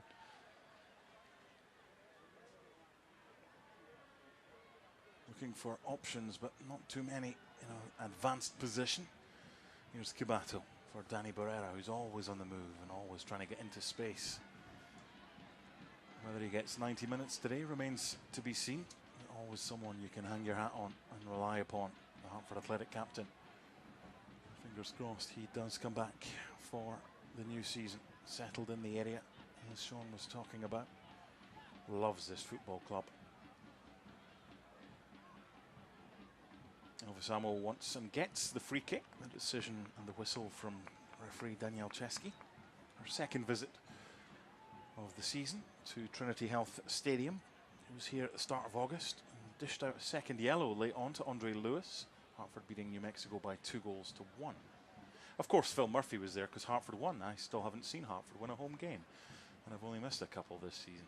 Hey ho, here's Andre Lewis. Must be me. I'm the jinx. Lappert, not a good ball. Looking for Rito, but maybe a second chance for Hartford here. They're getting the ball back well. That's what they do with it. Rito, Barrera. Kibato drilled towards Lewis. Barrera. Rito making the run, which does allow space for Prince Sadie, marked by Patrick Segrist. That's a good delivery. What a chance! It's gone wide. The fans in front of us think it's a goal. They're all cheering and celebrating. It's going to dawn on them soon that it wasn't, and it should have been. That's the bottom line. Yeah, the net rippled, but not the side that Hartford wanted to see. This is an excellent service from Sadie, right into that far post area. Just have to redirect that on frame, and it looks like a boot pretty high up in the air there from Angel Bernal. Maybe just put off Openo enough, the presence of that foot. You've nailed it. That is spot on. It's not a foul, but there is enough danger in that stray boot for Antoine Openo to maybe think twice. If there was no boot from Bernal, then surely it would have been a second goal for Hartford. And it's now dawned on the youngsters in front of us in the commentary booth that, oh, it wasn't a goal, mummy, and it wasn't a goal, daddy. But there might be more for these Hartford youngsters. A lot in attendance. No school tomorrow. And I wonder how many of them are heading to Rentschler Field nearby for USA against Germany. Yeah, it should be a fun day out. What a great weekend of soccer for a Hartford community that's always supported the game. Wonderful tradition of soccer across Connecticut and specifically in the Hartford area. This very stadium has seen a lot of great matches over the years, including hosting Pele. Here's Rito with a strong delivery, but it needs to be dealt with, and it wasn't by Bernal. Here's Openo. had the chance to get it in, instead plays it back for McGlynn. They're going back the way here, Hartford. Kibato with the effort off the bar. What a save that was. A brilliant save by Wormel. Stunning from the goalkeeper. It's offside. It would not have counted. However, when was the flag raised and for who? That's an interesting one because the goalkeeper gets a touch. I wonder if they have adjudged the Hartford player to have been blocking the line of vision and the view of Austin Wormel. It would have been a lot more controversial if the ball had ended up in the back of the net. It didn't, and it remains 3-1. What do you make of that? Well, I think the hometown kid for Tulsa, Austin Wormel, did really well to see this ball all the way through. To your point, a little bit of an obstruction in front of him, but getting two hands to that, just enough strength to push it onto the crossbar. Sometimes that crossbar can be a goalkeeper's greatest enemy. Other times it can be your best friend. Hartford Athletic 1, FC Tulsa 3. Since 2018, The Fix has been Hartford County's leading wellness spa. Whether you need a quick B12 shot to increase energy or a vitamin infusion to rehydrate, this is the place to reset your mind and body. Take time, treat yourself, and invest in your health.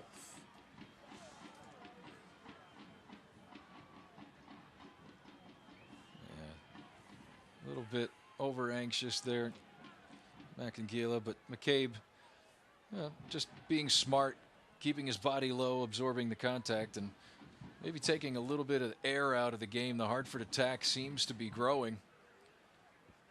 And in the second half, Tulsa really is not pressed forward, and I think that probably is intentional from their coach, Blair Gavin. They've got a 2-goal cushion. The last thing they want to do is have this game continue to be an open track meet. So it seems they've taken the approach, instead of sitting back, limiting the space that Hartford has to play in and forcing them to play between some tighter lines. Foul by Robin Lappert. Frustration from Omid Namazi, and Lappert quick to offer a chance for his stricken opponent to get back on his feet. Spread wide by Nate Worth. Bernal. A little bit sloppy from Bourgeois. And a throw in to Hartford over on the far side. Okay, 12.5 minutes gone in the second half, but again, Hartford with chances now. Not just some of the ball, but making things happen, but needing an end product. Antoine Opino heading wide from close range, and Kibato's effort tipped onto the bar. The flag was up from the stand-side assistant. Hartford have another throw. Rito in a hurry. There's more of an urgency now about Hartford since they got that goal back on the half hour. Prince Sadie can't keep it in play. However, the final touch did come off a Tulsa player, and Hartford in a hurry. Kibato. McGlynn. Here's Danny Barrera.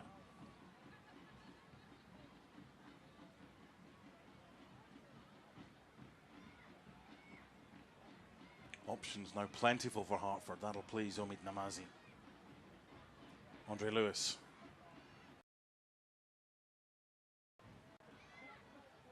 And the passing has to be quicker, has to be crisper, movement has to be better. Here's Rito. There always should be an option for Hartford. That's what Omid Namazi's hoping for. Pass and move. Here's Lewis. McGlynn, they're encroaching into this Tulsa territory. McGlynn can hit them, does. Parried. Here's Elvis Amo, who's in an offside position, and this one will come back. Nice finish, but again, those who were celebrating Hartford's second goal a few minutes ago before they realised it didn't go in, celebrating again, and will soon realise that the flag and the whistle had gone up.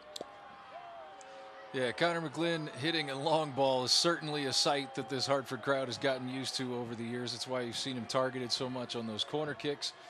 I'd love to have him sit just outside the box and step on to the ball and lace one. All for show, however, in this instance. I wonder if there's anybody down there that thinks it's 3-0. From a Hartford perspective, sadly not. Hartford 1, Tulsa 3 as we approach the hour mark. Mark Donaldson alongside Sean Mackey. Final game of the season for these two, who sadly have both missed out on the postseason. Here's Prince Sadie. Support from Rito, who was a decoy, but it did take a defender with him. Patrick Segrist. McGlynn, who's having more of an influential role. Forward from Barrera, headed away. Back to Danny Barrera, who got some on it, but not quite enough.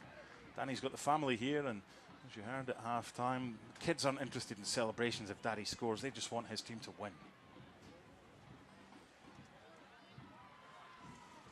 Danny Barrera did get the goal against Pittsburgh Riverhounds back in August in a 4-3. They've had a lot of games that have been certainly goal fests, but not, shall we say, defensive masterclasses. The problem for Hartford this season on so many occasions has been gifting goals, whether it's just been the gift during the game or whether it's been conceding late on. 20 goals conceded in the last 15 minutes is going to get you nothing. Long ball over the top, don't mind that. Lappert for Andre Lewis. Lappert now playing, or was there, as the right centre back. Came on as the left centre back of the three. Lewis for Amo. He's another one this season, Elvis Amo, who promised a lot to begin with, but ultimately injury and the lack of form means only 5 goals, so who knows if we'll see him next season. Interesting, speaking to Omid Namazi on Thursday, I think there's still a few players who might have a chance of staying here. There might be a few who's already been decided that they're on their way, but nothing's been made public yet. Here's Conor McGlynn. Edgardo Rito making the run down the right-hand side. Again, a decoy. He looked offside there, Elvis Amo, and no harm done. Back to goalkeeper Austin Wormel. Yeah, Amo's definitely been one of those players that was a very high-profile signing. Came in from Colorado Springs, where he had 13 goals last year. And really, it's been the simple ball, the tap-ins that he's missed that have been most damaging. It was brilliant play in the middle of the park by Blaine Ferry. A couple of drops to the shoulder, and suddenly FC Tulsa are in for a chance and potentially a 4th goal. And they have it. The flag stays down on the far side. Omid Namazi has his hand raised in vain. And again, they're clinical. They are so clinical. 1 chance, 1 goal in the second half, and the 3-goal advantage has been restored. And Joe Rice, frustratingly, thumps the ball away. Just the understanding between these Tulsa players to instead of heading that ball on goal, just to set it up for Angel Bernal, just knowing that he'll be there. You know, they've done this before. And Lappert there all by himself. You see Hopino just throwing his hands in displeasure. You know, if your left wing back is standing next to your center of your 3 center backs, and those are the only 2 green shirts in sight, you know something went wrong further up the field as well. That last camera angle was the perfect camera angle to showcase the fact that he was played onside. And again, just when you get hope, it's the hope that kills you. You're 3-0 down if you're Hartford, you get 1 back, you're thinking they just need 2 more and they're back on level terms. They've had the chances, but the problem being, when you defend like this and everybody's played onside by Robin Lappert, nothing Joe Rice can do about it, and Hartford concede their 4th. There will be a change made by Hartford. Dren de Bruyne, the local boy from Waterbury, now 18 years old, will come on shortly. But from a hill that you mentioned that Hartford have to climb to a mountain, I'm not sure in this weather at 55 degrees if the mountain gear has been packed for this steep climb back into this one. Now, that goal is also a symptom of the task at hand. You know, trailing by 2 goals with a half hour to go. Hartford committing a lot of bodies forward, taking a lot of chances. You know, if they get that next goal, you never know what's going to happen, but there's also obviously a clear possibility that it comes back to bite them and they leave themselves exposed at the back. Yellow card is picked up by Tommy McCabe, who joins Nate Worth in the book. Change for Hartford. Dren de Bruyne will come on for Antoine Opino. Yeah, that's just clumsy from McCabe. It's clumsy. It's not intentional, but every time you step on a player's foot like that, there's a real danger there. Barrera having his ankle rolled. And we do see that substitution now as Opino steps off on the far side of the field, perhaps saying goodbye to the Hartford supporter section for the last time. What do you made of his contribution this season? I think it's honestly been a disappointment. I hesitate to be too critical of a player with the career that he's had. I've been following him ever since he came onto the scene. He was a tremendous player at Princeton University, fantastic for the Philadelphia Union for a couple of years, and he's been all around this league, and tremendous last year in Detroit. Had a great performance against Hartford here last year for Detroit City FC. But it just really hasn't panned out this year, and you don't know what all the reasons are that lead to it. But I think if you asked him, he would be disappointed with his experience here in Hartford. Hartford looking to get another goal back, but there's nothing at all that they're going to get from that one as Kabato went down. A couple of changes being prepared by FC Tulsa. We'll see Milo Josef coming on to the field of play, and Colin Fernandez at the next stoppage. Well, in midfield as Hartford now trail by 4-1, looking for the quick through ball for Prince Sadie, but two defenders easily mop it up. And the clinical nature of this FC Tulsa team this evening, they've been like a sponge. They've just soaked it up, and then they've just let everything go when they get forward. 4 goals to the good, and each one of them individually just fantastic.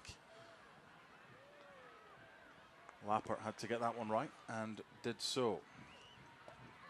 Westfield Bank is proud to support Hartford Athletic and all they do to make our communities better. Need more convenience from your bank? At Westfield Bank you can bank your way. Learn more at westfieldbank.com. Time for those changes, and you have to say, with 66.5 minutes gone, FC Tulsa not quite home and hosed, but should be. They can see the finish line from here, Sean.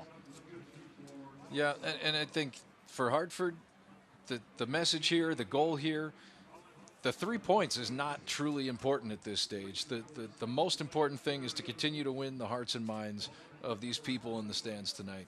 You know, we talk also selfishly, these individual players need to show their worth, try to win another contract here or elsewhere. So they still have some time on the clock to change people's opinions, to get a favorable opinion. It's a season that most fans, in fact, probably all Hartford Athletic supporters, will not be sad to see the back of, and they're just hoping that good times are around the corner. But that's all down to recruitment. The recruitment, they spent a lot of money. You cannot have a go at those who were signing the checks. They put a lot of money into this season. The problem is the big money additions, whether it was coaching staff or whether it was players, did not perform the way that they hoped to. And as a result, Hartford find themselves with just 4 wins, 29 games where they've not won. That's unacceptable for a team like Hartford Athletic, so expect changes in the close season. Here's Danny Barrera looking for Dren de Bruyne. First involvement, and he should get a corner. Oh, referee says goal kick. Okay.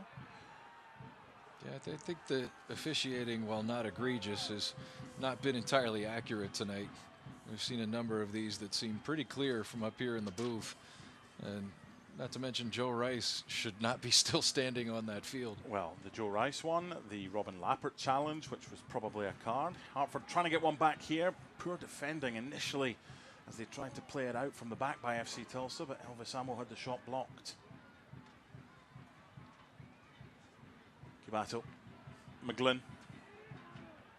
Danny Barrera wasn't ready for that one. Breakdown in communications. Now the counter's on, and look at them on the move. If that one had gone right rather than left, it might have been a better option for FC Tulsa. But when you've got the strength and the pace of Marcus Epps, it can be a problem for the defence. The switch of play and the first involvement for Milo Josef. How about the vision from Epps there? Fantastic. It's stretched right now. Switch of play for Prince Sadie. Just Elvis Amo in support. Prince might have to go himself here. And tries to. Close, but no cigar.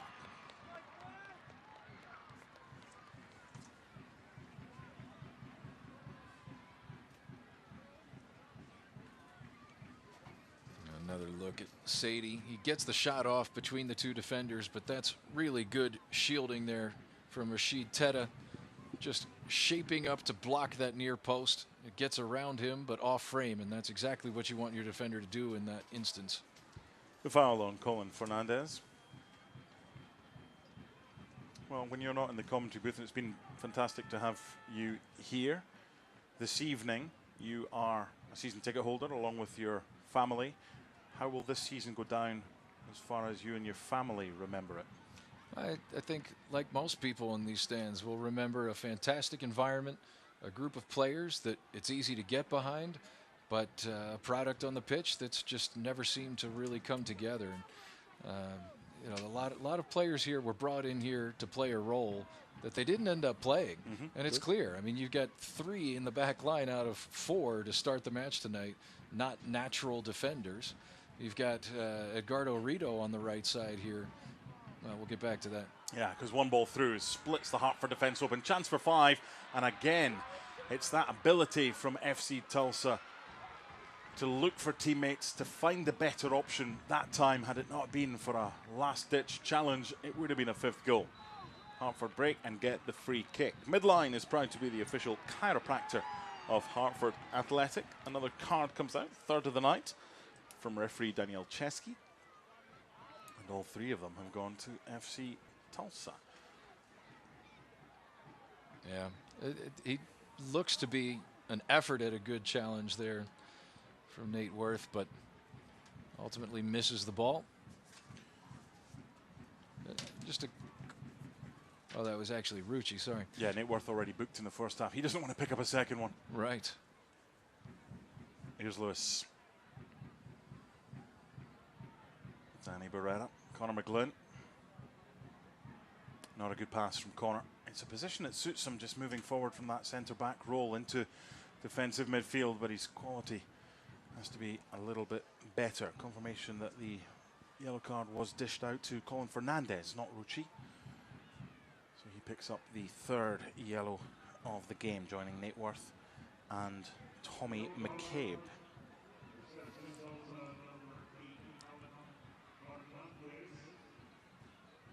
Here's Danny Barrera, drop of the shoulder, but again looking for options. This time goes back to Connor McGlynn. Dren De Bruyne on the left-hand side, but McGlynn himself with the shot.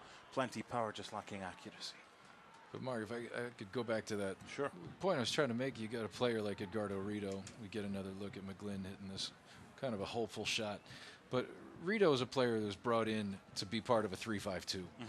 So, you know, you decide, you're a coach, you've got the purse strings to pull at the beginning of the season. Who are you going to go get? You're going to go get players that suit the style you want to play. You have an idea of what positions they're going to play. Well, we've seen Niall Logue was meant to come in as captain at center back. For one reason or another, hasn't seemed to pan out. He's had some injury concerns for sure.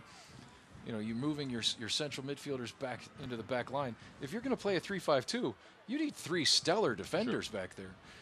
So Edgardo Rito, a tremendous attacking player, but you need cover in behind him, and it's just not been there. So a lot of these guys have come in and they've not put up the season that the fans have expected, or perhaps the folks who went out and got these players expected.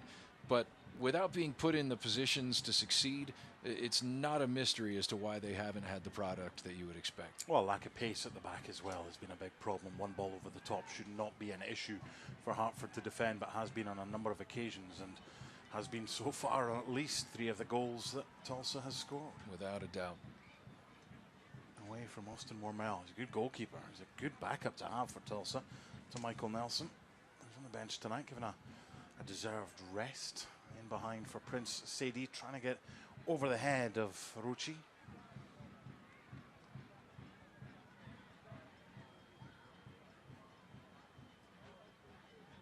Hartford Athletic 1, FC Tulsa 4. Friday night football here. And a big weekend for this area. Rentschler Field tomorrow, playing host to the USA against Germany.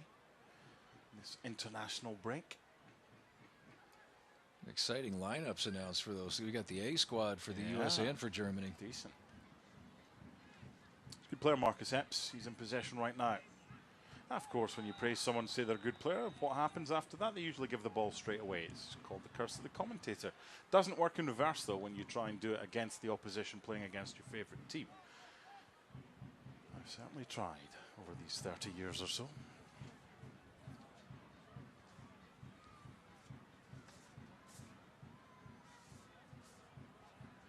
Here's Connor McGlynn.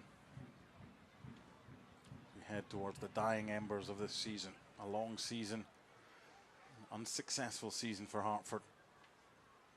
They were hoping at 3-1 to get the next goal, to make it 3-2. They had chances, they had opportunities. But then one move, one ball forward, one nice move from Tulsa, and it was 4-1 in the blink of an eye. They've got to be harder to score against Hartford next season. They've got to have more of a spine to this team. They've been too soft for too often.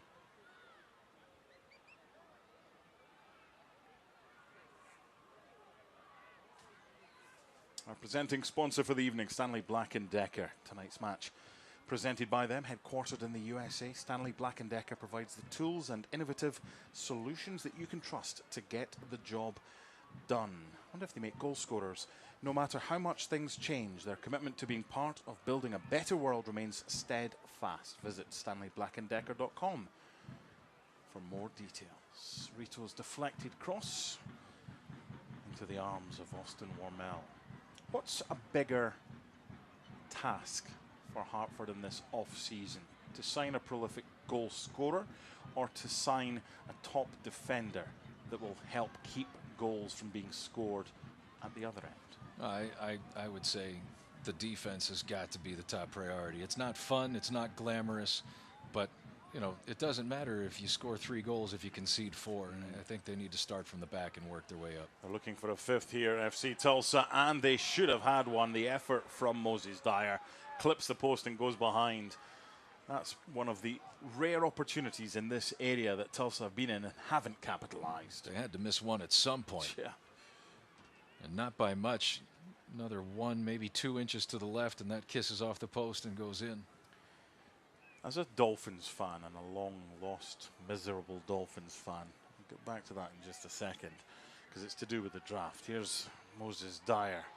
Now they're appealing. The referee's not interested. Strong challenge. But away comes Makingila. Here's Rito. Well, that should be a free kick, but Tulsa thought they should have had the decision. Substitute is going to be made, and on is coming Siad Haji. Going back to that point, it's when the draft comes around, and as a Dolphins fan or whichever NFL team you support, and your team ends up picking a defensive end or an offensive lineman, and there's a decent quarterback or a stunning wide receiver or running back on the boards. That's what it's like. But as you quite rightly say, you need a spine to the team here. You need a strong, powerful centre-back that can run and who is quick. Then you build. It's like Brian Clough said all those years ago when he signed Peter Shilton. He said, you've got to have the best goalkeeper that you can get, who's available. Then you build. Then you get a decent defender. Then you get a spine of your team. Then you get a goal scorer. And you build it slowly. The problem is, the best are not cheap in this league. No.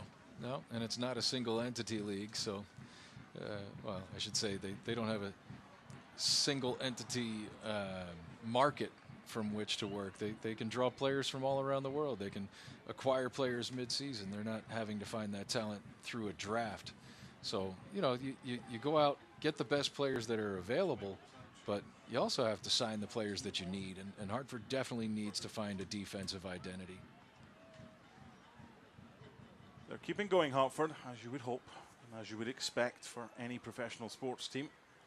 And this is part of their identity. Whatever their identity, defensive, attacking, this Hartford team has always given everything in front of their home fans. Double change coming for Hartford. Asha Paulin and Matt Sheldon will be the next 2 to come on, and the final 2 to come on, with 3 changes already made by Omid Namazi.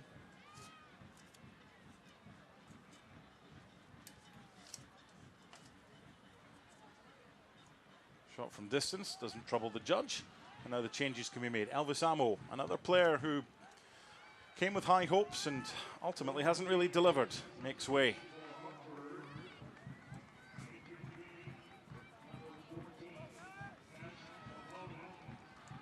And Kembo Kibato started the night as a left back, started the season as a midfielder, eventually got the work permit, and another who we had high hopes for, him and Makingila. Injury was what stopped him from beginning the season, along with the work permit. He makes way. So Asha Paulin coming on, and Matt Sheldon as well. One thing's guaranteed from Matt Sheldon, you know whenever he's on that field, he'll give every single thing that he has. Final 2 changes now being made and have been made by Omid Namazi.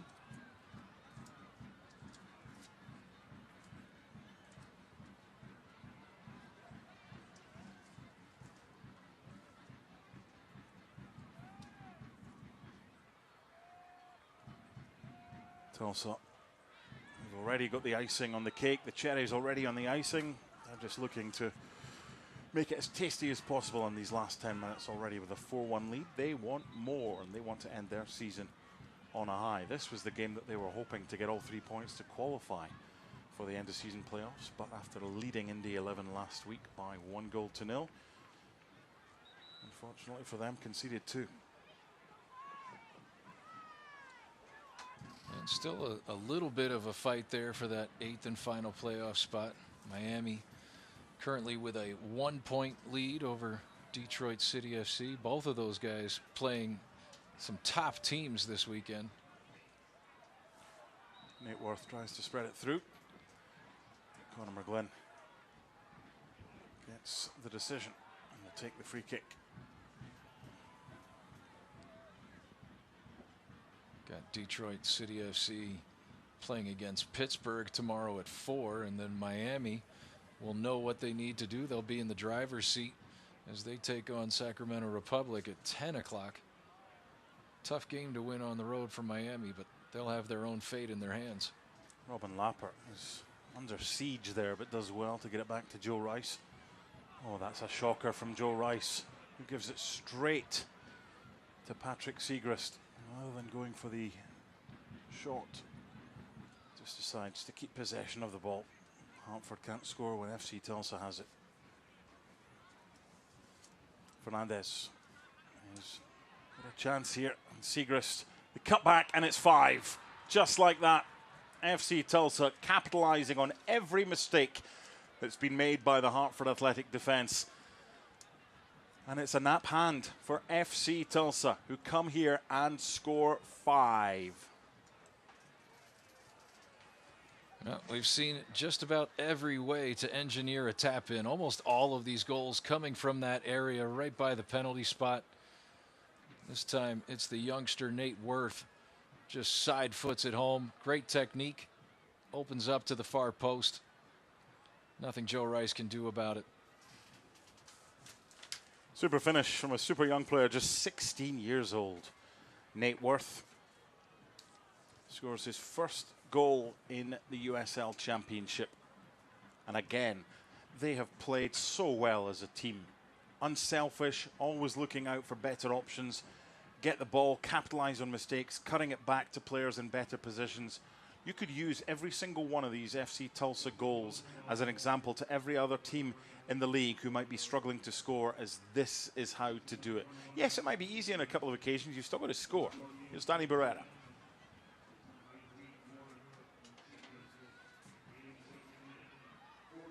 Anywhere will do from Rucci for the corner from Hartford.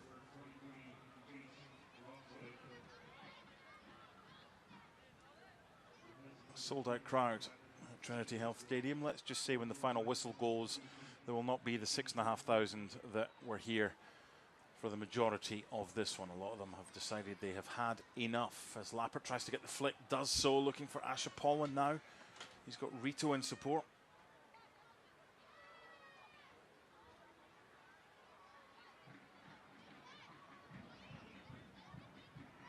Lappert nods it down, Sheldon. Lappert perhaps a little unfortunate to draw the whistle there. Another example for players throughout the year, and that's one thing I have to say to credit to Lappert, is he never shies away from a challenge.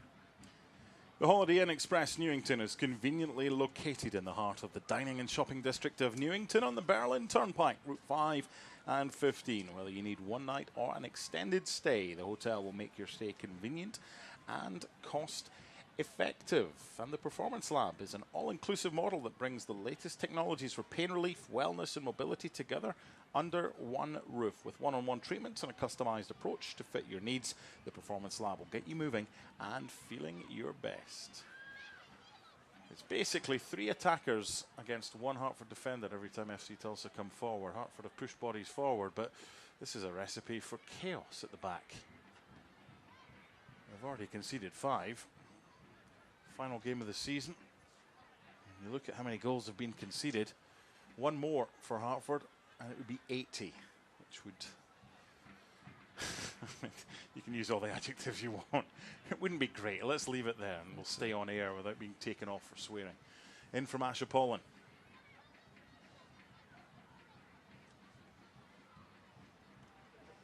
Sheldon for Lewis. McGlynn. Trying to help the attack, having vacated the central defensive responsibilities. He's been all right in that position. The problem has been when it's been played in like that from Dren de Bruyne and the quality has been lacking. FC Tulsa have been so clinical on the counter. It's basically 2-on-2 at the back now. And one of them is a midfielder, Beverly Makingila, who's been asked to play as a centre-back. Here's Conor McGlynn. Apollon. I'm not sure that was meant for Prince Sadie with that pace. I think it might have been for Matt Sheldon, but again, communication an issue. Now, here's a problem for Hartford because this player is quick and he is talented, Marcus Epps. Already looking for options. And finally, he decides, you know what? We've passed the ball enough tonight. We've scored and I want another one. This time, Joe Rice is up to the task. It's probably the lowest percentage shot taken by Tulsa tonight. You know, they've not just created a numerical advantage in the opportunities, but the quality of the opportunity. Here's Rito looking for help. I could chat with Omid Namazi on Thursday. It's in. Going forward, he's happy doing that, but defensively, he's been a bit of an issue. And another whose future is uncertain whether or not it's at Hartford Athletic or elsewhere. Here's the talented Marcus Epps, acquired via trade with Phoenix last July. This time a rare mistake from FC Tulsa, who have been excellent tonight. And their coach, Blair Gavin, will be wondering why this type of performance wasn't available more often, because if it was, they would surely have been in the playoffs. Here's Conor McGlynn. There's two out here on the right-hand side. Instead he goes left, and Edgardo Rito is not happy. He felt he should have been played in there. The header from Ashapollin. Yeah, sometimes it's best to say nothing. I think he said it himself there with the little demonstration. He didn't have the torque he wanted. You could see he wasn't able to turn his shoulders and open up his body toward the frame.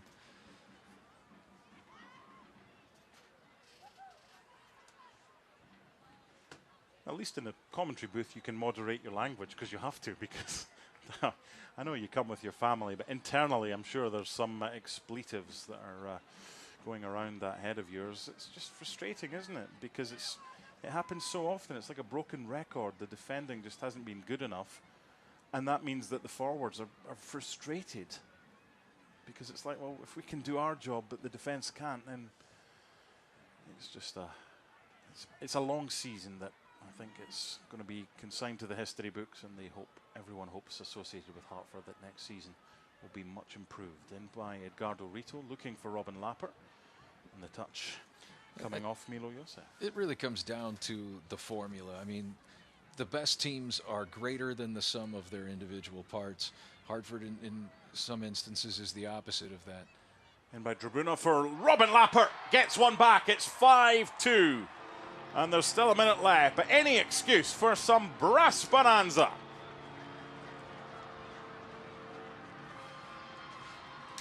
We talk about players trying to make a case for themselves for coming back next year. Lappert has featured in about maybe half of the time out of this year, whether he's starting or coming in off the bench.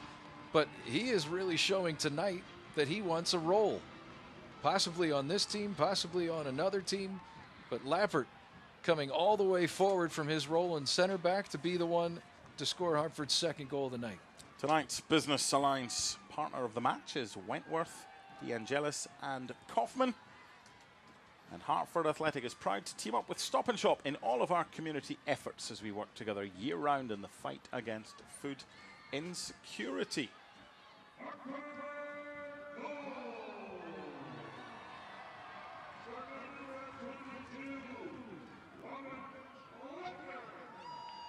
It would be disrespectful to interrupt Lance while he was doing his goal call, but it is a first USL goal of the season for Robin Lappert, former Yukon Husky. into Brignall Vineyards stoppage time. There will be 4 minutes, a minimum of added time at the end of this game. Stoppage time brought to you by Brignall Vineyards, and 4 minutes from now we can eventually enjoy the sponsor's product. Because trust me, it's been a long season. Upfield from Austin Wormel.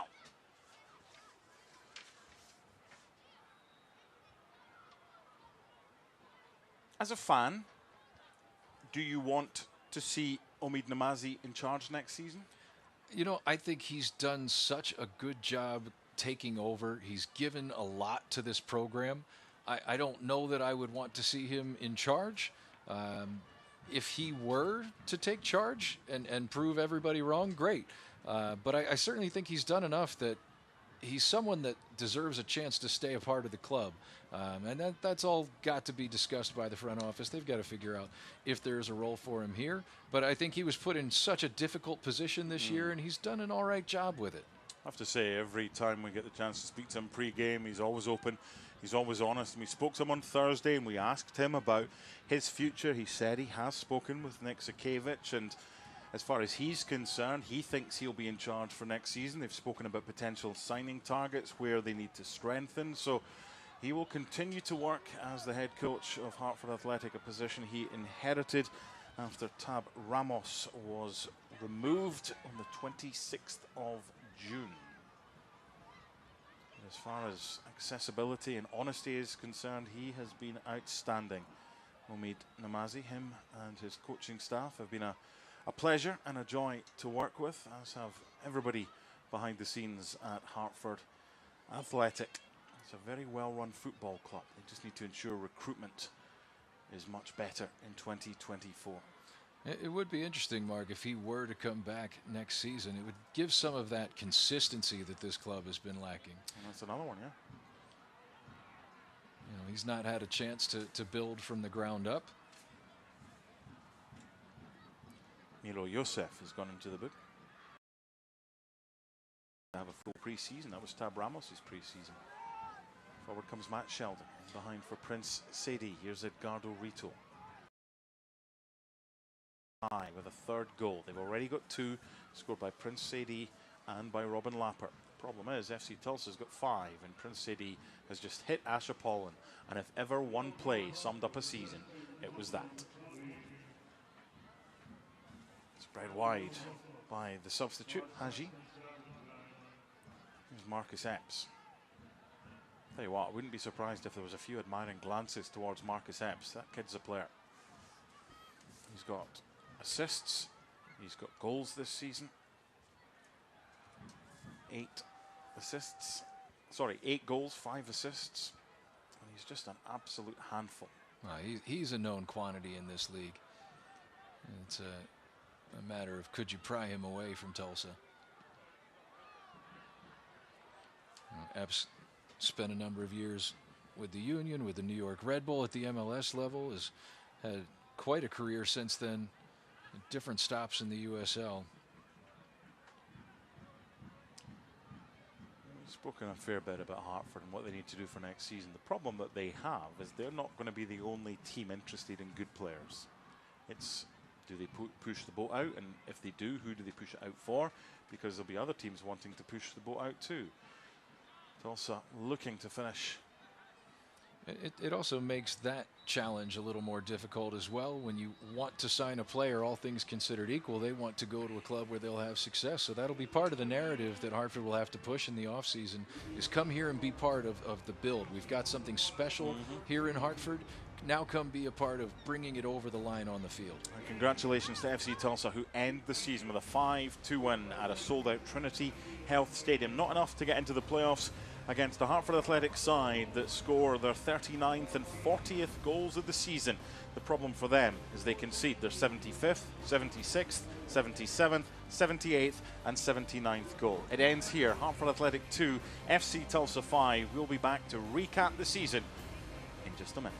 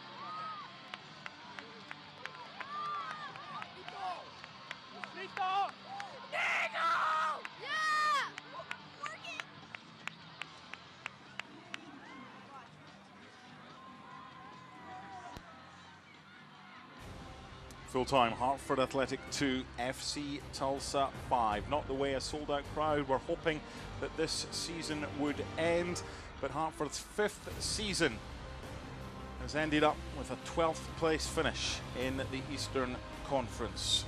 5 goals they conceded this evening against the ruthless FC Tulsa side, who played some really good stuff middle to front and get the deserved 3 points. Just a huge thanks to my usual broadcast partner Joe D'Ambrosio, to Sean Meckie for ably stepping in to the booth at short notice, to everyone behind the scenes, to Mark, to John, to Joe and the gang, and to everyone involved with the Power Station crew putting us on air. That's it for the season. Enjoy the next few months, and hopefully we'll do it all again at the start of next year. Bye for now.